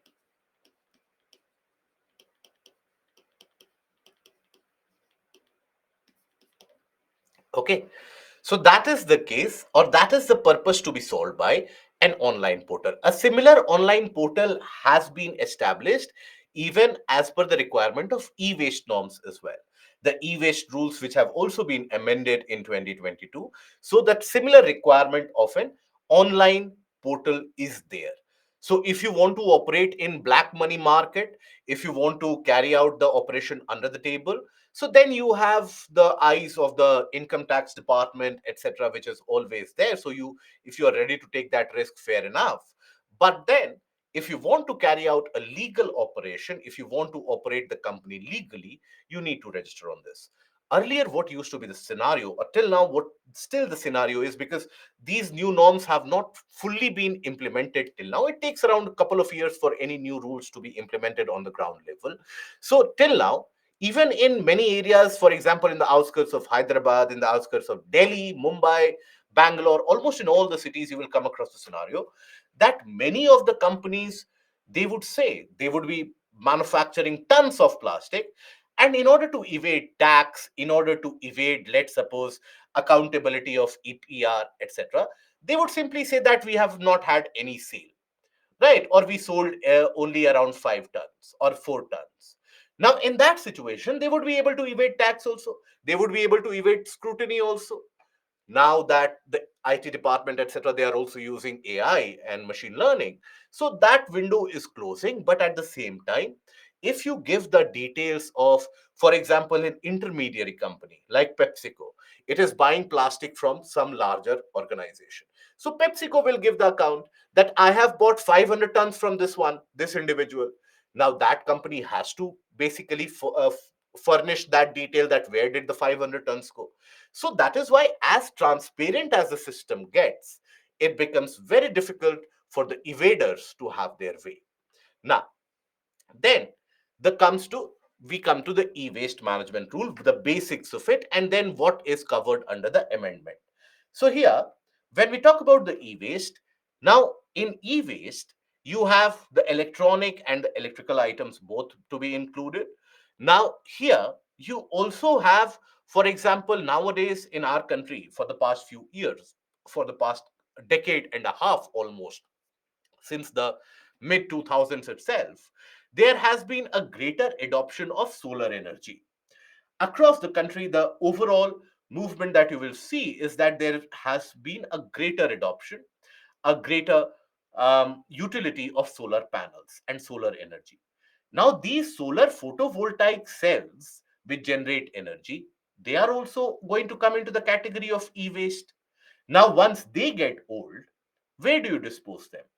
So those solar panels and photovoltaic cells, etc., they have also been included into the category of e-waste. So here, for example, the rules bring producers under the ambit of EPR. Together with the targets, they have been given the targets. Producers have been made accountable for e-waste collection and also e-waste exchange. Hence, those exchange price offers that you would be seeing, and you would observe that almost, I don't know how many of you would have had mobile phone before that, but if basically, just to tell you that if you would go out into the market to exchange your older mobile phones around 15 years back, you did not have such schemes in existence. Now you have many of these schemes. Why is it so? Are they becoming consumer friendly? Absolutely not. It is simply because they are able to, they have a target to meet, and for that target, they need the used materials. Now here, you will find CFL, other mercury containing lamps also have been brought under the purview of these rules. Environment Ministry has notified rules targeting wide range of groups such as hotels, residential colonies, residential welfare associations, bulk producers of consumer goods, ports, railway stations, airports, pilgrimage spots. All of that, in these areas, the plastic waste is generated in bulk. These are the regions where you have bulk generation, e-waste is generated in bulk. So here you have bulk generation of e-waste.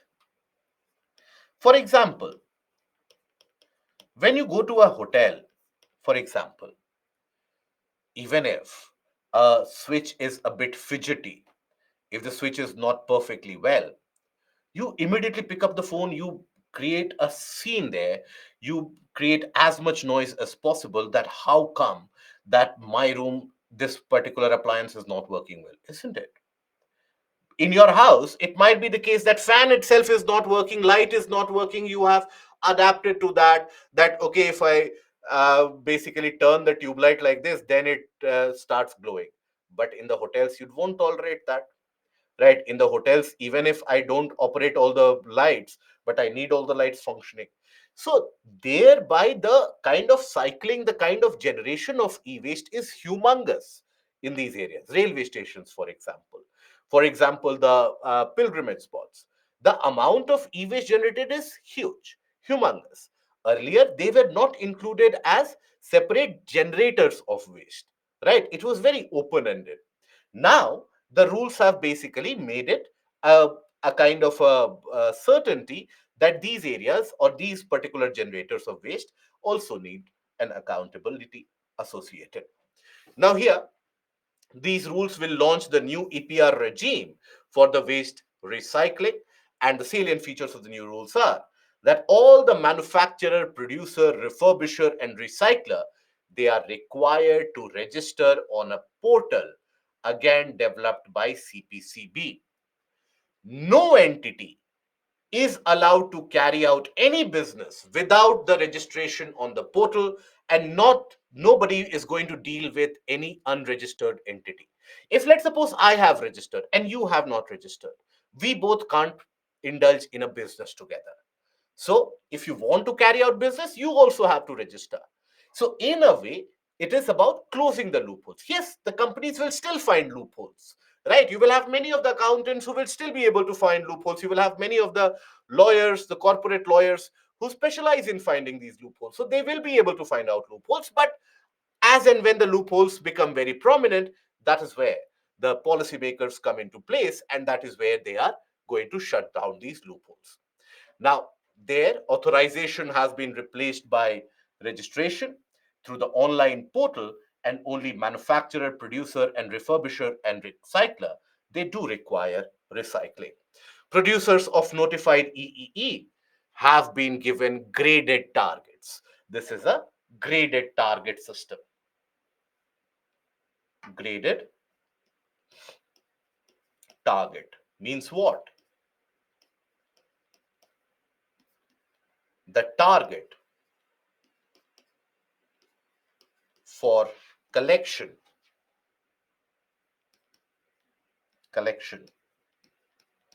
of e-waste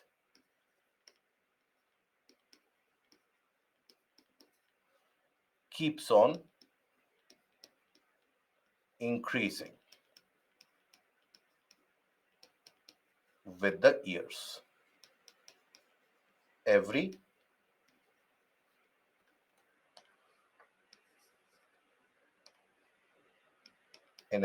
couple of years.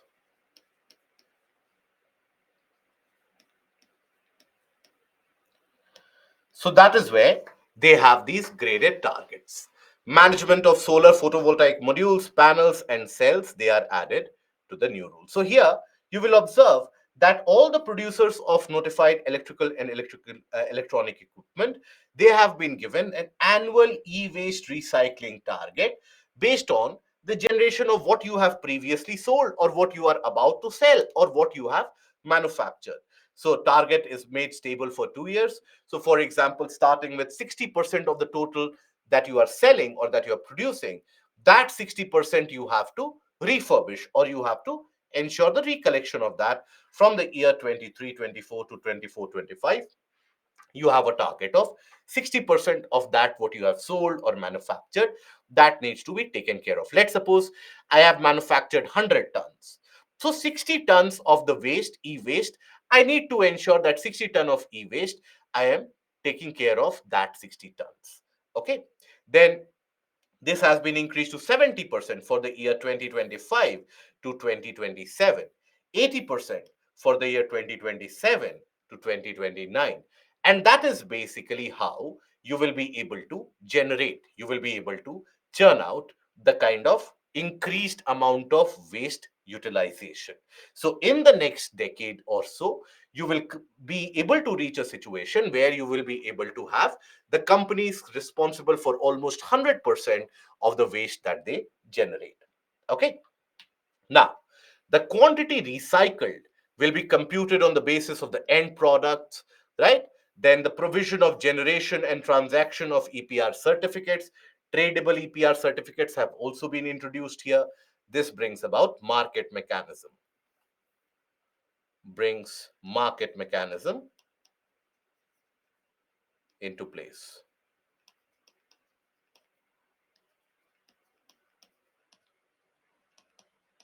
In place.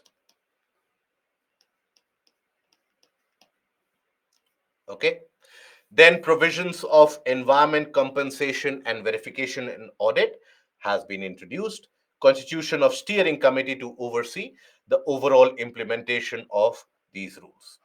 Now, overall, in order to go forward and move ahead into sustainable production, because just the collection and the collect back of these waste, that can never be a long-term solution. So in order to find a kind of a long-term solution, the provision for reduction of hazardous substance in manufacturing. So whatever in the manufacturing processes the hazardous substances have been used or are being used, that needs to be reduced.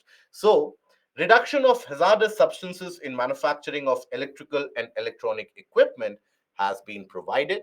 It does mandate that every producer of electrical and electronic equipment and their companies shall ensure that their products do not contain lead, mercury, and other hazardous substances beyond the minimum prescribable limit. So, this is about the portion of sustainable production.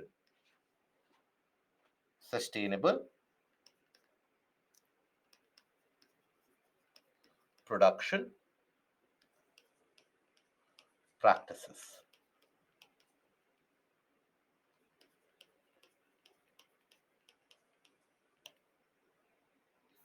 Okay, so that overall the hazardous substances used in the products is reduced. To reduce the quantity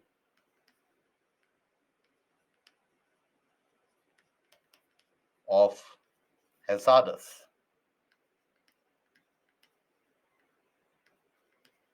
substances in the final product.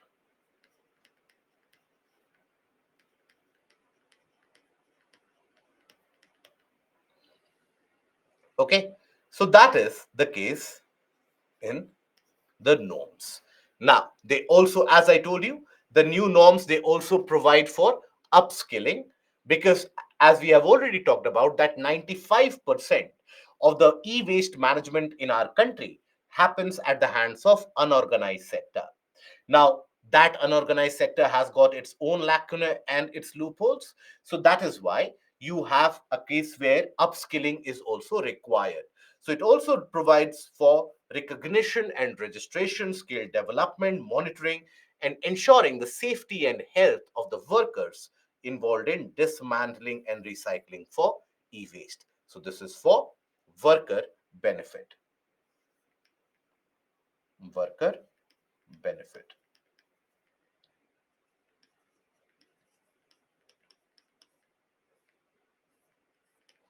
Okay, so these are the norms that you observe in the case of the new amended rules of plastic waste management and e-waste management. Now we come to the key principles which were brought forward by the solid waste management rules, which has been introduced in 2016 itself. But many of the norms that it has brought about, not only did it create a lot of furor, a lot of anger amongst the masses, many of the people, many of the activists, in fact, were up in arms against the government when you had the introduction of these solid waste management rules. But then it has got some amount of potential benefit also if it is implemented completely. Even now, it is not being implemented completely in many of the areas, but it can be if it is implemented completely. Now, first of all, you need segregation at source. Segregation of waste at source is absolutely essential. Now, this is carried out in very few places across the country. If you consider the population of the country to be close to around 140 crore, it is that segregation of source would be hardly carried out by 1% or 2% of the population. Even that is an overestimation, because in whichever area that you live in majority of the areas across the country, you come across a similar kind of a norm. And what is that? You come across a norm where, for example, all the waste generated in the household or in any region, it is dumped into the same large plastic bag or the large waste bucket, and that is disposed of. Now, eventually, when you have that kind of a commingled waste, then you need to separate it somewhere, right? And if that separation does not happen completely well, then you have the other consequences. In almost all the countries across the western part of the world, and in almost all the well performing economies or developing and developed economies, you have that concept of segregation of waste at source. The same people, when they live in India, they will throw the waste and the garbage in a kind of a commingled way. But the same people, when they start living abroad, observe them following the norms, and you will be surprised to know that we Indians are so good at following the rules. But We need to implement that in our country also. So that is why segregation at source is an important factor. Collection and disposal of sanitary waste needs to be done separately. Collect back scheme for the packaging waste, for the reuse, recycle, to promote reuse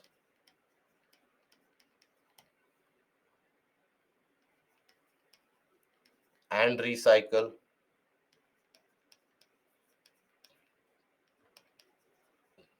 of the waste.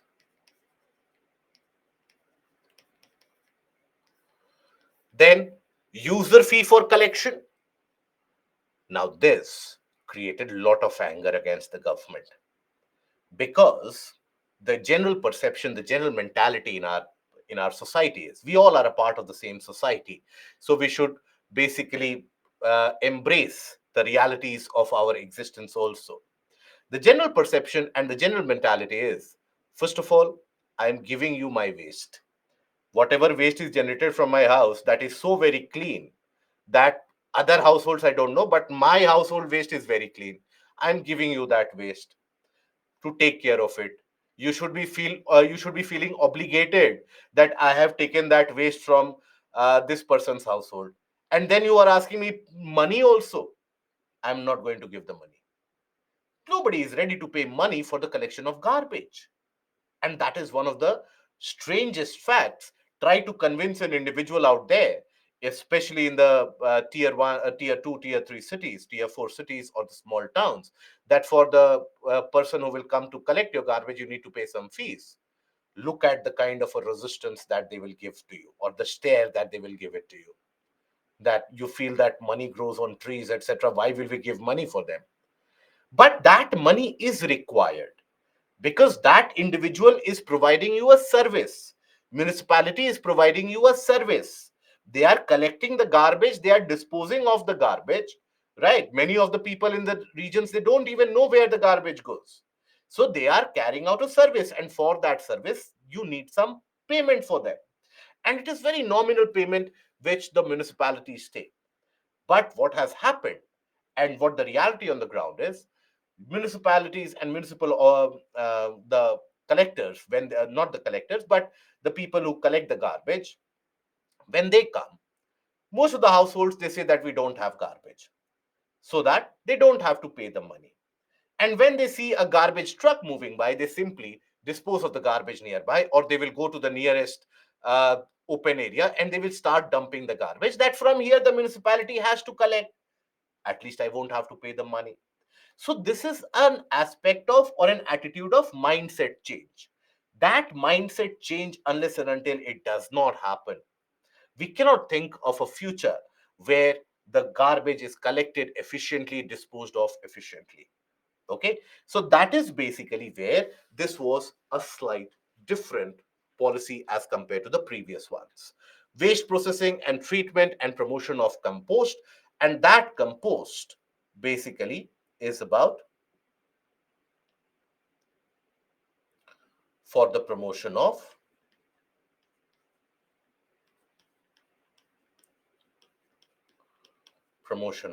organic farming. Organic farming. Okay. Promotion of waste to energy. Various incentives have been provided for the waste to energy plants, the waste to energy operators.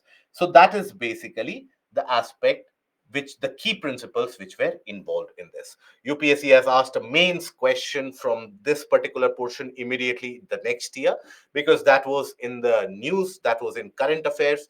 That is why next year UPSC asked a straightforward mains question, that what are the key principles of the solid waste management rule 2016. So whenever you have such news stories, new legislations which are passed, UPSC will ask you question from that. And that is good. For example, this year, as I told you, the conference of parties for the conference of parties number 28 for the climate change convention is going on in UAE. It has been attended by the Prime Minister. Now it has been a long time since Indian Prime Minister attended this convention. Chances are UPSC will ask you a question about the loss and damage fund next year. right? So in the mains examination, in all probability, or your prelims question can also be easily framed from that particular area. So whenever these things come in news, UPSC asks a question from that. Okay. Now we come to the portion of noise pollution. But in my city, I'm very proud of my people and residents who are paying money for the garbage collector to collect the waste. But there also, I'll tell you that it would be restricted to a certain area. We need a wide scale implementation. If, let's suppose, your city is carrying out in the entirety, then that is a good thing. That needs to basically be propagated across the entirety of the country if possible. Now, when we talk about noise pollution, what is noise pollution? Excessive exposure to an unwanted sound or audio is noise pollution, right? So regular exposure to elevated sound level that might adversely affect the humans or the other organisms, that is basically noise pollution. Now, noise pollution can be created by various different events, by various different purposes, and various different causes also, right? For example, let's suppose train horn, heavy traffic, all of them, construction activities, all of them, they create substantial amount of noise pollution. Now, noise is something, or sound is something that you basically measure in the form of decibels. Decibels is the unit. Now, as per the regulations, you have various different parameters which are fixed. For the industrial area, what amount of sound is permissible. For a commercial area, what amount of sound is acceptable and permissible. For a residential area, what is acceptable and permissible. For the silence zones, what is permissible and acceptable. What are silence zones? Silent zones in an urban area, in a township, are those areas where creating noise pollution is not permitted, is not allowed. You create now noise, that is a different matter. You don't have any regulation for it, that is a different matter.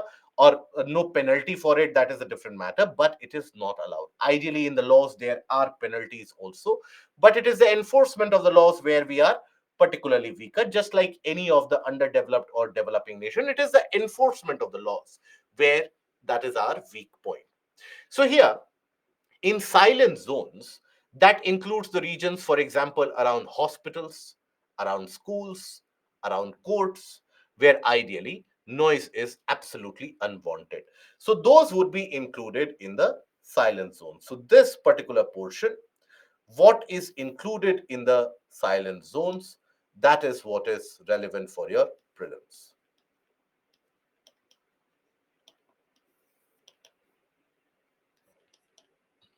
Okay, so that is something. Hospitals, educational institutions, and the courts, they are included in the regions of silent zones. Now, these are your various different causes of noise pollution.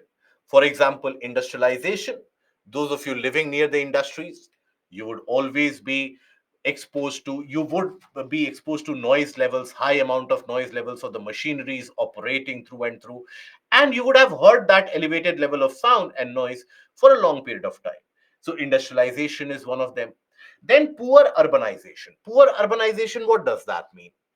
Where, for example, you have clustered colonies and houses, narrow lanes, by lanes, and roads. Ideally, the lanes and the roads in majority of our cities, not the main roads, but the roads between the colonies, etc., in many of the parts, they are so very narrow, right? That you cannot have more than two two-wheelers which can move parallelly. But then in that, we move trucks also, we move buses also, we move cars also. And as a result of that, what happens? Frequent traffic jams. Those traffic jams will be very frequent. And all of us, we have a different way to treat the traffic jams. When you have traffic jams, let's suppose in other larger countries, you will find that the drivers or the riders, they basically wait for the jams to clear. We think we have a superpower, all of us, and all of us are a part of the same society, so all of us are culprit at the same level. We think we have a kind of a superpower where when we blow the horn, maybe the traffic will automatically clear itself, right? So that is why you will come across that phenomena, and I'm sure you would have witnessed, as soon as there is a traffic jam, strangely, people start honking the horns because their thought perception is that the individual ahead might be they have parked the vehicle and they're sleeping out in the open. So if I honk the horn, maybe the traffic will give way. But it does not. Strangely enough, the people continue to honk the horns, and that creates a noise pollution. The amount of noise pollution that you see in Indian roads, that is something which is at an unparalleled scale, which not it is a specialty of the subcontinent also. That is something that you will observe in the region of Bangladesh also, in Pakistan also, in Sri Lanka you don't observe that very often, in the region of Nepal also you will witness that, and Bhutan population is very less. So that is basically where you have a lot of noise. And understand, when you honk significantly and continuously, that noise, because it is a case of poor urbanization, you have buildings very close by, so that noise kind of resonates and reverberates, and it amplifies itself, right? So that is why it creates a nuisance. Social events, well, social events basically, we uh, we are so ideal, we always blow horn even in traffic jam. Yes, that is the positive side of it. Even if there is no traffic jam, sometimes we feel the compulsive need to blow the horn just to make our presence felt. And the creativity that we have, look at the type of sounds that the horns that they have. Any new audio track or the movie that comes, the horns will have that kind of a sound. Look at the trucks moving on the highways, they go all creative with the kind of horns that they have. So if you have spent so much money on installing those specific horns, why to keep it unused? Honk as much as possible, isn't it? So when we talk about social events, any kind of congregation, right? Maybe a kind of a religious congregation, maybe a kind of a social congregation, a social event. Nowadays, even if you have smaller birthday parties, the first arrangement that the event maker will or event planner will do is install a big loudspeaker. Bigger the loudspeaker, better is the celebration, right? That is the perception.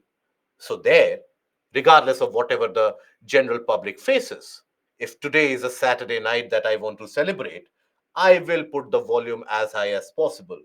If my son has graduated or has passed from class 10th or class 12th or has become a graduate, I will celebrate, right? So you have these social events which always are associated with noise pollution.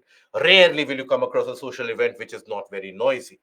Then transportation sector, well, ideally transportation and public transportation is something which is advisable, but as I have told you, that for us, and this is true for almost all the cities, where if you take a look at the public transport, the buses when they operate, right, or the trains when they operate, the sound that they create, or simply in the roads, the noise that they create with the superpower that they have in the steering, that is the horns, well, that is unparalleled.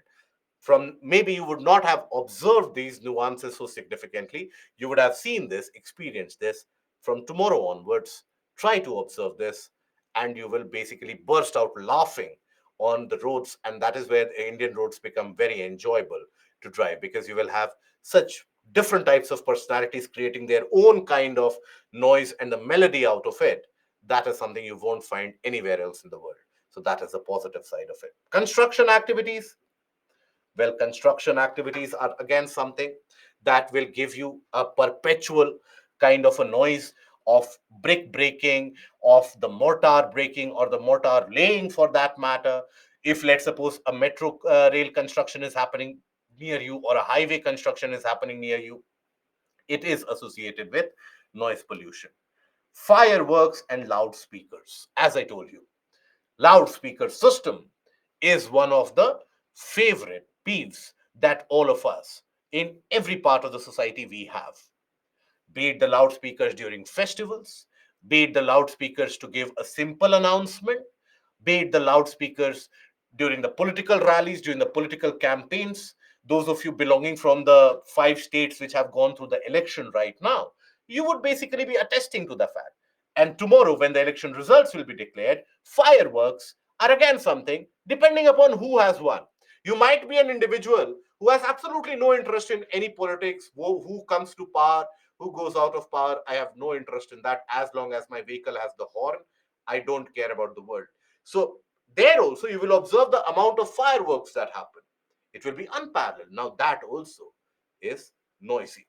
Now then, agricultural machines, for example, you have the tractors, harvesters, thrashers.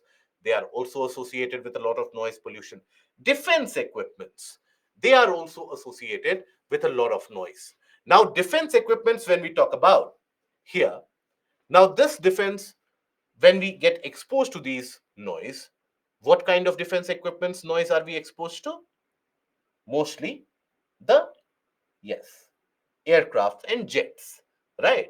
Rather than the tanks and guns, thankfully. And hopefully that is the case. We are not well exposed to, or we don't get exposed to tanks or the gunfire. It is basically the aircrafts, the fighter jets. It is that noise that we get exposed to. So that can be a source of pollution. Explosive, here when we talk about explosives, we are talking about the controlled explosives, right? The controlled explosive that you use for mining activities, construction activities, etc. Those are the explosives, the TNTs, etc. That creates a lot of noise. And others, well, anything which is unwanted becomes a noise pollution. Maybe after 2.5 hours, even this lecture becomes a kind of a noise pollution.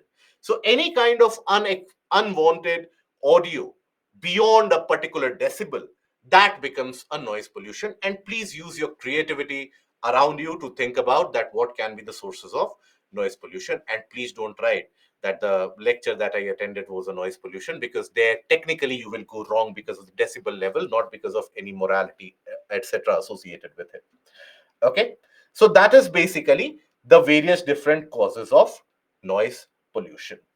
Now the impact of it, those people who have noisy vehicles, talk to them if you have a chance. Look at the pride that beams on their face with the noisy vehicles. They get it modified in such a way, they spend thousands in order to get the vehicles modified, so that with every gear change, every piston fire, there's a kind of a firecracker noise. Look at the beaming smile that they have as people across the road, they start covering their ears. Look at the beaming smile that they have, the pride that they have, the pride that they feel that, look, the effect, when I go across the road, everybody looks at me. That happens when you have a billion plus population. You have to make your presence felt. You resort to these activities in order to make your presence felt. So that is basically, again, one of the sources of noise pollution, right? Yes, the pride associated is what I'm talking about. Talk to any of those individuals who create that noise. First of all, when you go to talk to them that your vehicle is noisy, that in itself will give them the required attention that, okay, the purpose of all that money spent is now fulfilled. So that is something which is very, very common, right?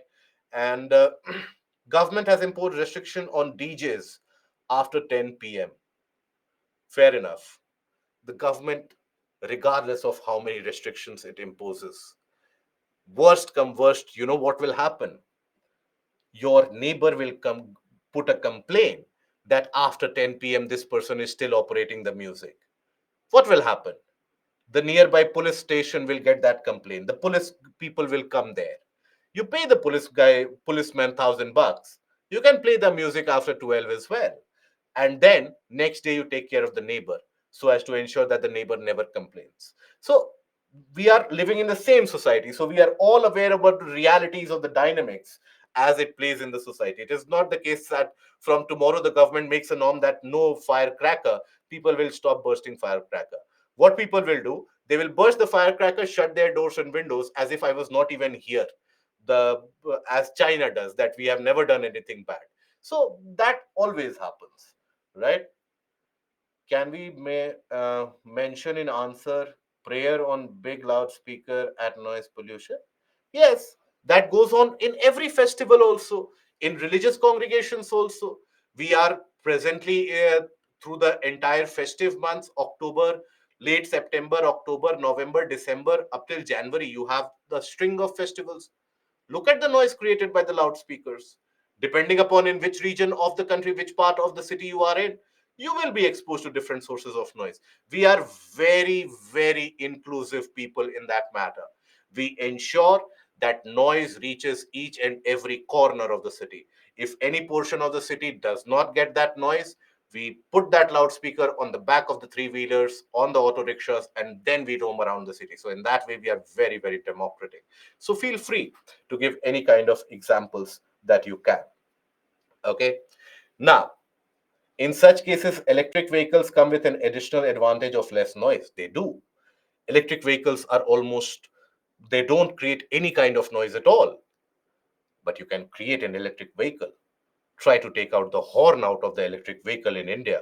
The sales will dip drastically, or they will get it modified and they will have that specific. For example, in almost all the cities, Delhi, you have the entire market around Karol Bagh and Lajpat Nagar, which specializes in installing the specific kind of horns depending upon what is your requirement and what is the uh, attention seeking ability that you have. So they will have a specific horn for you. So even there, you have these kind of abilities. Now, after this, the effect of noise pollution is disastrous. When we talk about the effect, hearing impairment is a very common factor. But again, when you have so much amount of noise, what will you do with a very good auditory skill? So people are acceptable to the fact that some amount of hearing impairment is acceptable. But then, especially in the younger population, in the older population, it creates massive impact. In the older population, it can lead to even heart strokes, right? Brain strokes, Alzheimer's, Parkinson, all of that can be triggered. The animals in that region, they get completely devastated because of that noise pollution. So, hearing loss, cardiovascular issues, effect on animals, dementia, Alzheimer's. These are basically the impact. Blood pressure rises up, sleeping disorders. Most of the people in urban areas, they go through that sleeping disorder phase. So that is basically the impact of it. That is why in rural areas you don't find these many issues in terms of health parameters, etc., because all of it adds up. Air is clean, noise is not there, water is clean, crops are better. So that is why people are generally much healthier, right? In urban areas, air is polluted, you breathe in dirty air, you are exposed to that good noise all around you through the day. Then after that, water is contaminated, bioaccumulation is consistently happening, and still we think we are healthy. That is the irony of it, right? So that is basically the aspect of various different types of pollution. Now we have already discussed the diseases due to contaminants such as arsenic, fluoride, and all of those, right? So those diseases due to contaminants, as we annotated ppts will have that. So basically you can take a look at this. Okay. Testing of missiles. Testing of missiles, well, that can be thought to be as a source of noise pollution, but I don't think many of us are getting exposed to that testing of missiles, right? Because it happens in Balasore and around the region of the Chandrapur and that Chandipur rather. So that is where you don't have that many missiles which get tested, which creates that kind of a noise, right? And yes, the bullet bikes, I have told you already about that. And did Supreme Court put prohibition on firecrackers? Yes, they did. But what was the impact of that? And Divya, so there was an article that the amount of energy needed to incinerate the waste is more than they generate the amount of energy. So, how can we overcome this issue in channelizing this waste to energy? So, that is why when we carry out the process of incineration, unless and until you have that critical mass of waste that you are burning, or the kind of waste which has that calorific value, it is inefficient. This is one of the reasons why many of the private sectors, they don't enter into that incineration, because if you don't have the contract for the entire city of the waste management, you won't be turning profitable easily, because you will be consuming energy in the production. So that is where pyrolysis comes into place, but that also has got a limited applicability. Incineration, while it can produce energy, incineration should be thought as the prime solver of another problem. Incineration is going to solve your major problem, that is the humongous amount of waste that you are generating. You are able to reduce that waste so that it can be disposed of easily. Okay. Noise pollution can also be heard from natural sources like volcanic eruption. Absolutely agreed.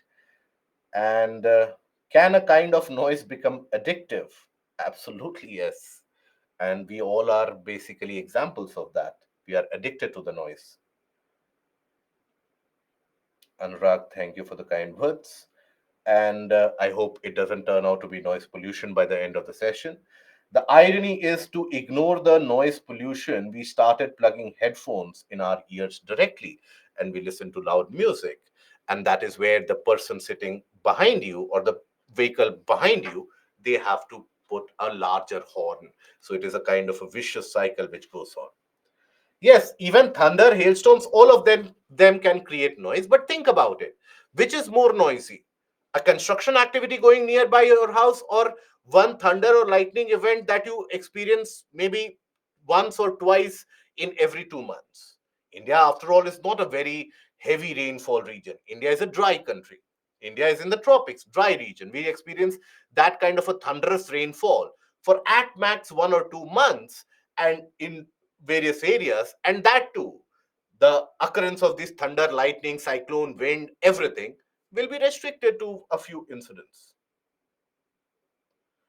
Wives murmuring is a noise pollution. Well, I'm too immature to comment on that, so I will withdraw from that. Right. And when I'm boring, I'm tuning in songs with the speaker, loudspeaker, when no one is around me. Well, if you are tuning on to the loudspeaker, you should not be the judge of whether it is noise pollution or not. Your neighbor should be the judge of whether it is noise pollution or not. If they are not complained to the police till now, that means it is still in the tolerable limit. The day that your landowner or your landlord or the police comes to evict you out of your house, that means that limit has been reached. Now, after this, let us take a look at the important conventions to deal with the problem of pollution. So here we have, this is the portion which is going to be relevant for your prelims and mostly match the following kind of a question.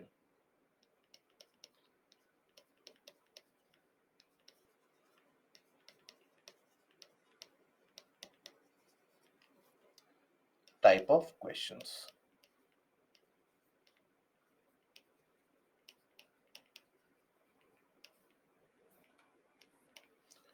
So that is where this kind of a question can be asked, that Minamata Convention deals with what, Stockholm, Rotterdam, Bonn deals with what. So that is where, see, I'll tell you now itself. Here we will study about 4 conventions dealing with the portion of pollution, right? The dumping of waste and waste management, etc. But then we will be studying conventions in the portion of the aspect of international organizations also. What I would advise you is, create an A4 sheet of paper. Don't manufacture the piece of paper. Take an A4 sheet of paper. There, write a kind of a short note for every convention and its purpose. In single line, that's it. Convention, its purpose. Convention, its purpose. Now, the purpose of that A4 sheet of notes that you prepare is not that you then circulate it to the market and people are studying your notes. No, it should be that every couple of weeks, on a kind of a weekend or any of your leisure days, you should be able to look at that or flip through that piece of paper. In that way, by the time that you reach the month of April and May, the crunch period of time where you don't know what to study, what to ignore, and what to retain, how to retain. At that point of time, by the time that you reach those months, these conventions will almost be there in your subconscious memory. That lowers the load before the prelims quite substantially well. So please do that. It will help you, and it will basically allow you to escape from the hodgepodge that the candidates go through. And eventually, when we talk about the conventions about the environment, climate change, etc., I will give you a kind of a flow chart also, that how this from the Stockholm Conference of 1972, followed by the Brundtland Report of 1987, followed by the formation of IPCC, followed by the Rio Summit, followed by the Kyoto Protocol. I'll give you the entire flow chart so that you have an ease of retention. This is the maximum that you can do to retain as much and remember as much. Beyond that, there is no particular shortcut. Okay, but this is the maximum that I can help you out in this case. Now, about when it is signed, when it is has been ratified, not important. UPSC has not been asking that question. When it came into force, not important. Ignore those. The purpose, where it is applicable, and the convention. That's it. Okay. Sign in 13, comments from 17, applicability turn, make it irrelevant. Okay. So that is where I am telling you that when it has been signed, when it entered into force, that is something you can ignore. Just write the purpose. If you have a better mental capacity, if you have more capacity to absorb more, you can learn that also. But then also, it will be helpful if a random question comes in the mains examination, not in prelims. Prelims, these questions are not asked. Starting with the Minamata Convention. Minamata Convention was basically designed in order to combat the mercury contamination. Because mercury contamination is such, mercury is an element which, even let's suppose in a large pond, you introduce a teaspoonful of mercury, teaspoonful, that is how small it is. It can contaminate the entire pond.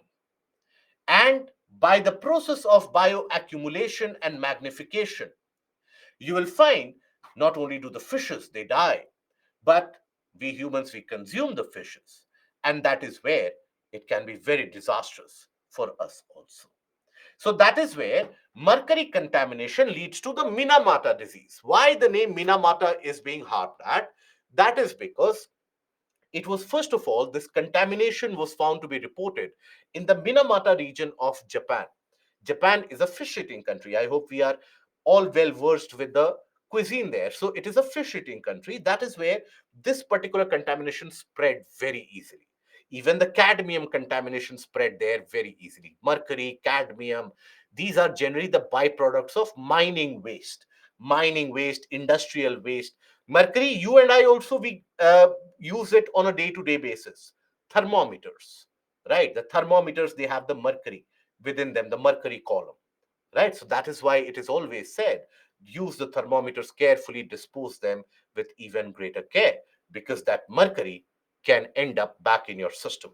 So it is an international treaty designed to protect human health and environment from anthropogenic emission. Anthropogenic, Parveen, basically that refers to human based. Anthropogenic, anthropogenic is about the human cost or the human led. So that anthropogenic emission and release of mercury and mercury compounds. Okay. Now, the convention covers all aspects of life cycle of mercury, from production, trade, consumption, etc. So mercury mining, manufacturers and trade of mercury and products containing mercury, disposal of mercury waste, emissions of mercury from industrial facilities. Countries that have ratified the convention. Now, this is one portion that you have to ensure for prelims, for every convention, right? For most of the convention that you will find that they are bound by the international law, or in certain conventions they have to formulate their own law to adhere to the convention's requirement. So this is where, again, why I'm telling you is because UPSC has asked this kind of a question twice.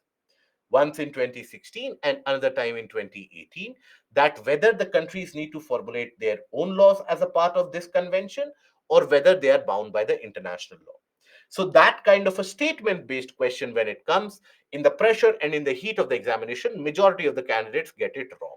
So that is where you need to be very careful. So the countries that have ratified the convention are bound by international law to put these controls in place. Okay. Minamata is a disease. Minamata is a place where you experience, where for the first time that mercury contamination was actually reported. Now, Minamata disease is a disease caused by methyl mercury poisoning that was first described by the inhabitants of the Minamata Bay in Japan and resulted from their eating fish contaminated with the mercury industrial waste. The disease is characterized by peripheral sensory loss, the sensory organs that you have, audio, then visual loss, then sometimes it can also lead to speech impairment, then your skin or the nerves becomes unresponsive, tremors, and both hearing and visual loss, they are a part of that Minamata disease. Okay, again, relevant for your prelims. Okay, now then you have the Basel Convention. Please don't get confused. Don't confuse this Basel Convention to the Basel norms that you study in economics, right? The Basel norms in economics that you study for the banking sector, this is different. The city is the same, but those are very different. So, Basel Convention is about the transboundary movement of hazardous waste and their disposal.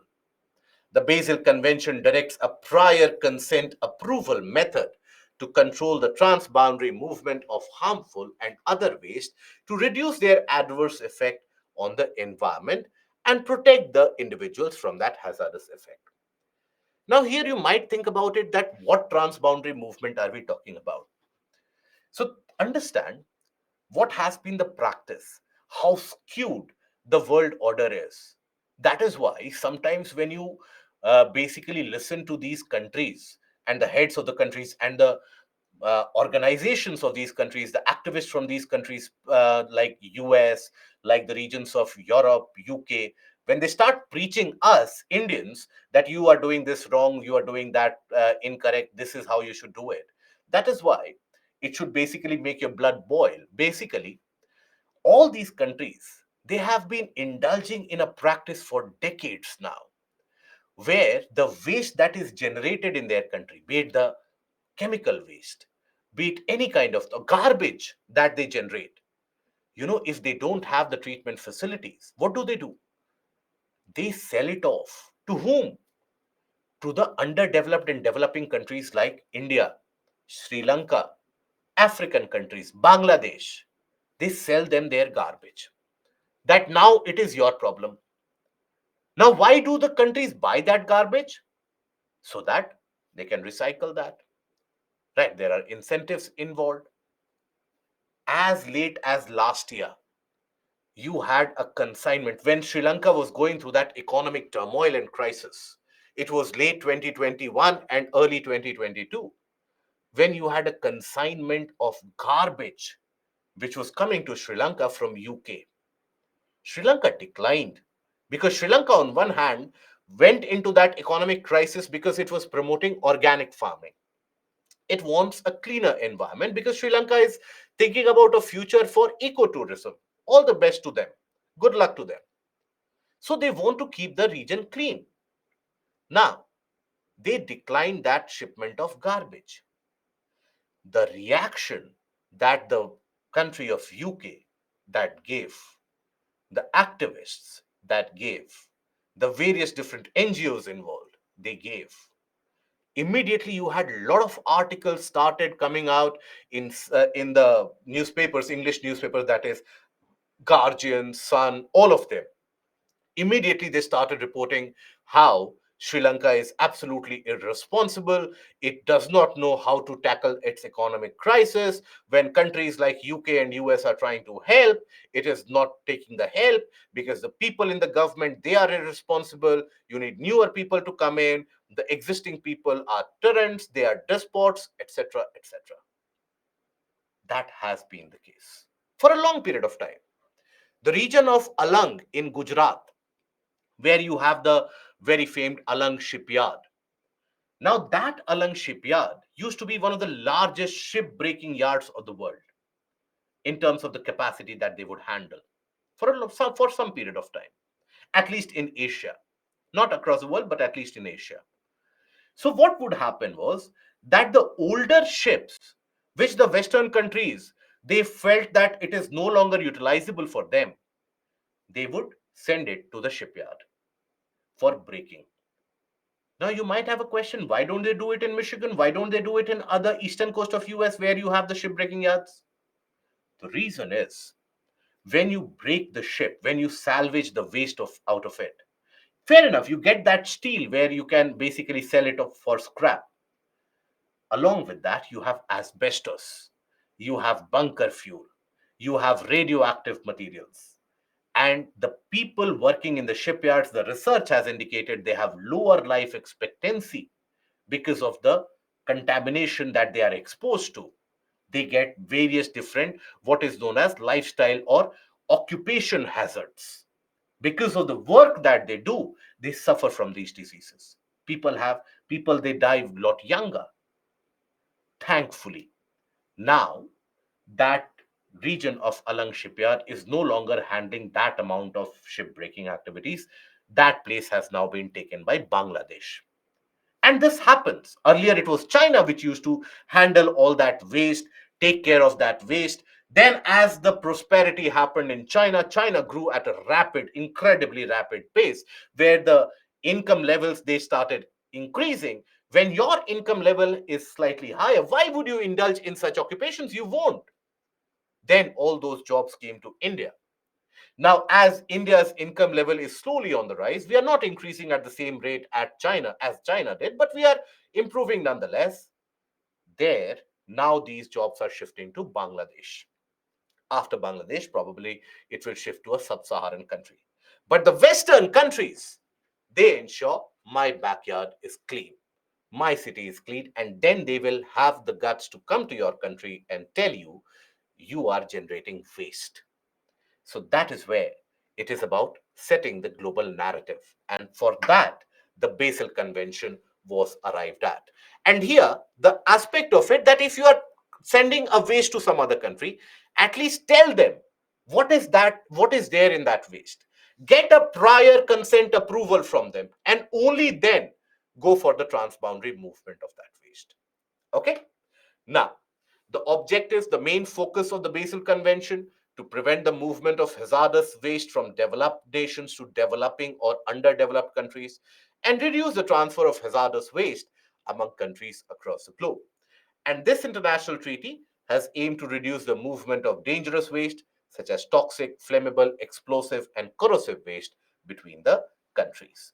Okay. However, another point which is relevant for your exam, for your prelims, radioactive waste are not covered under this convention.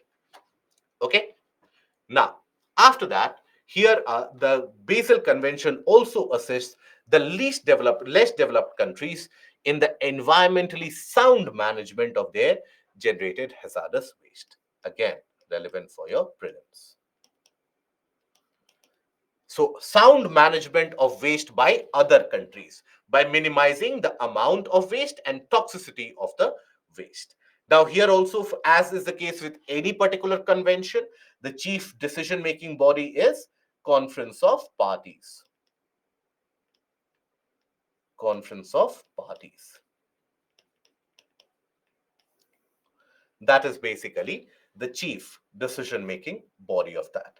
Okay, so it meets twice a year in this case. In the case of Ramsar Convention, how frequently does the Conference of Parties they meet? Three. Three. Very good. In this case, it is twice a year. So these details I need you to mention in an A4 sheet paper. This is the example of the kind of waste that are considered hazardous under the scope of Basel. So consumed or exhausted lead acid batteries, biomedical waste, stubborn organic pollutant waste, explosive waste and utilized oil, the used oil, Then PCB compounds, the PCBs that are used, heat exchange fluids that you have in the, even in the electronic equipments, your laptops, your computers, all of them. Even when you talk about the hydraulic fluid in your vehicles, right? So all of them. Then harmful chemicals, insecticides, chemical waste generated, electronic and electrical waste, ships intended for dismantling, even for the mercury waste. Okay, right, Kamlesh, sir, but regardless of the kind of waste there is, underdeveloped countries will still accept it. Yes, but if there is a convention which protects them, at least you will have some scope of protection, right? That scope of protection is required. However, still the countries, they need money, they do that. That is the reality of the world. We cannot shy away from that. Then you have the Stockholm Convention. Now, this is different from a Stockholm Conference, right? So, when we talk about the Stockholm Convention, it is a global treaty that aims to protect the human lives and human health from the persistent organic pollutants. What are these persistent organic pollutants? So, when we talk about POPs, persistent organic pollutants, they are a group of chemicals possessing the characteristic that they are, first of all, toxic to humans and wildlife. They can last for many, many years in the environment before degrading into less dangerous form. That is why the name persistent. They bioaccumulate in the food chain, and they can be transported over large distances. Let me simplify this for you. For example, when you use chemicals such as DDT, Eldrain, Myrex, all of these, or the industrial chemicals or the byproducts of these industrial chemicals, now these chemicals, majority of them, they will stay in the soil. For example, insecticides, pesticides. Now you are growing, you are spraying that insecticide and a pesticide on a crop, right? That is where you spray them. I hope we are all aware that insecticide and pesticide, we spray it on the crop field, and we don't use it just for leisure purposes, that we will remove the smell in my house or we'll fight off the mosquitoes with this. So it is in the crops that you spray. Now, when you spray this, these pollutants will get into the plant system also, isn't it? Maybe the crops that have been there, they will have some amount of this organic pollutant. You eat that crop. Now, these pollutants are such, they are water insoluble, they are fat soluble. Okay, so here they are fat soluble and water insoluble. Meaning what? What is the meaning of this term? Fat soluble, water insoluble. Suppose in my body, I get a contaminant which can be dissolved in water, which is soluble in water. Now, my body will have, or I will take in lot of water, lot of various, in a day or in a couple of days, I will drink lot of water. Now, those contaminants will get dissolved in that water. And after that, maybe that contaminant passes through the bloodstream in rare cases. But other than that, that uh, uh, contaminant which has been dissolved in water will pass through the small intestine, large intestine, and will be excreted out in general. So thereby, the contaminant buildup in my body won't happen, or the passing on the contaminant from one to another won't happen easily. But you have certain contaminants which are not soluble in water, but they get dissolved in the fatty layers of the body and the fatty cells of the body. Now there, the fatty cells and the fatty layers, you don't excrete that. That persists in your body, isn't it? Now, when you have a mother lactating and feeding her child, now the mother's milk primarily consists of fatty cells also in large quantities.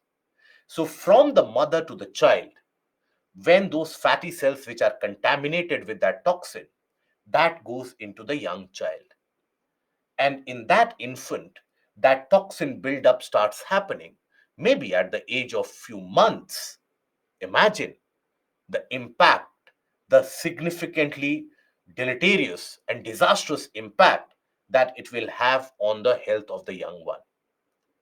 So these are your organic pollutants which are persistent, means they remain. Persistent means they remain for a long period of time before disintegrating into a different compound.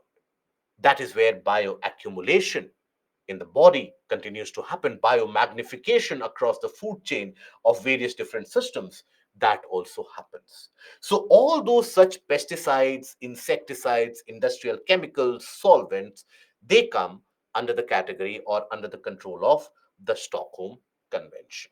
Okay, so Stockholm Convention deals with POPs, and POP, not the plaster of Paris, persistent organic pollutant. Okay, remember that.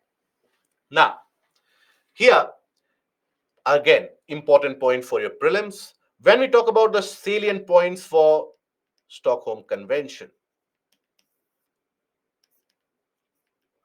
the Global Environment Facility is that I'll tell you more about the Global Environment Facility and when it was formed in the next week. So it is the designated interim financial mechanism for the Stockholm Convention. UNIDO, it takes the responsibility for the developing nations and the transitioning economies to help them implement the provisions of the Stockholm Convention. Then you have Rotterdam Convention. Rotterdam Convention is again dealing with a kind of a prior informed consent procedure for certain kind of pesticides and hazardous chemicals in transboundary movement. Understand, these POPs here, they are controlled in every region, right? It is not about transboundary movement here, about the insecticides, etc. Here we are talking about again international movement. Basel Convention dealt with the hazardous materials and their transboundary movement. Rotterdam deals with certain other kinds of hazardous and pesticides. Okay, it is administered by Food and Agriculture Organization (FAO) and United Nations Environment Program (UNEP). It has three different lists consisting of pesticides, industrial chemicals that have been banned or have been severely restricted. It covers those pesticides and industrial chemicals that are banned or severely restricted, and any concern related to pesticides and industrial chemicals promotes them into included into a banned list, that is the Annex 3 list, and it needs a prior informed consent. Prior informed consent.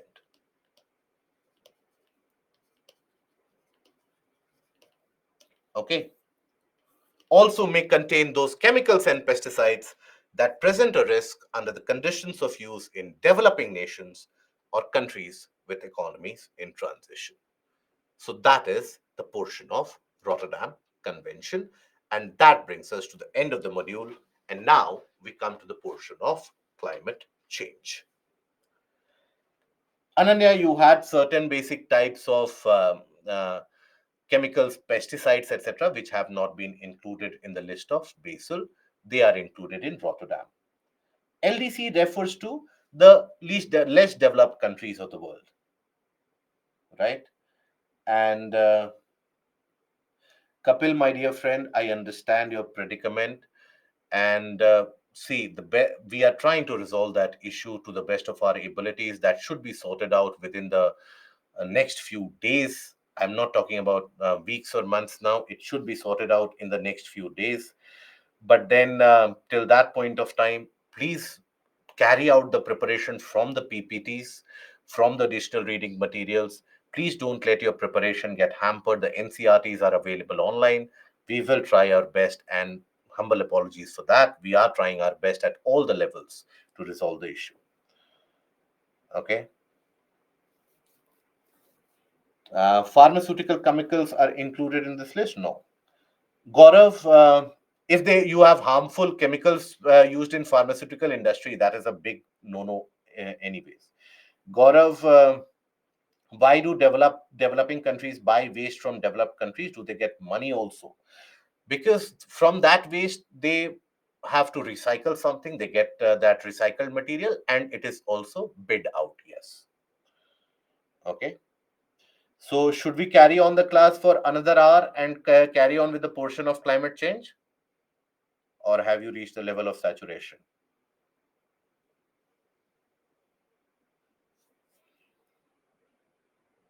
The panic which is created. Oh my god. No, no, I'm not going to be so harsh. Don't worry. Fair enough. Have your Saturday night, play out the loudspeakers, ride that motorbike with that modified sound. Have a good time. We'll meet again on Monday. That is when we'll carry out the discussion furthermore. We will talk about climate change and biodiversity on Monday, and we will continue further. In the meanwhile, do take up the subjective and the objective test, which would be uploaded in the portal.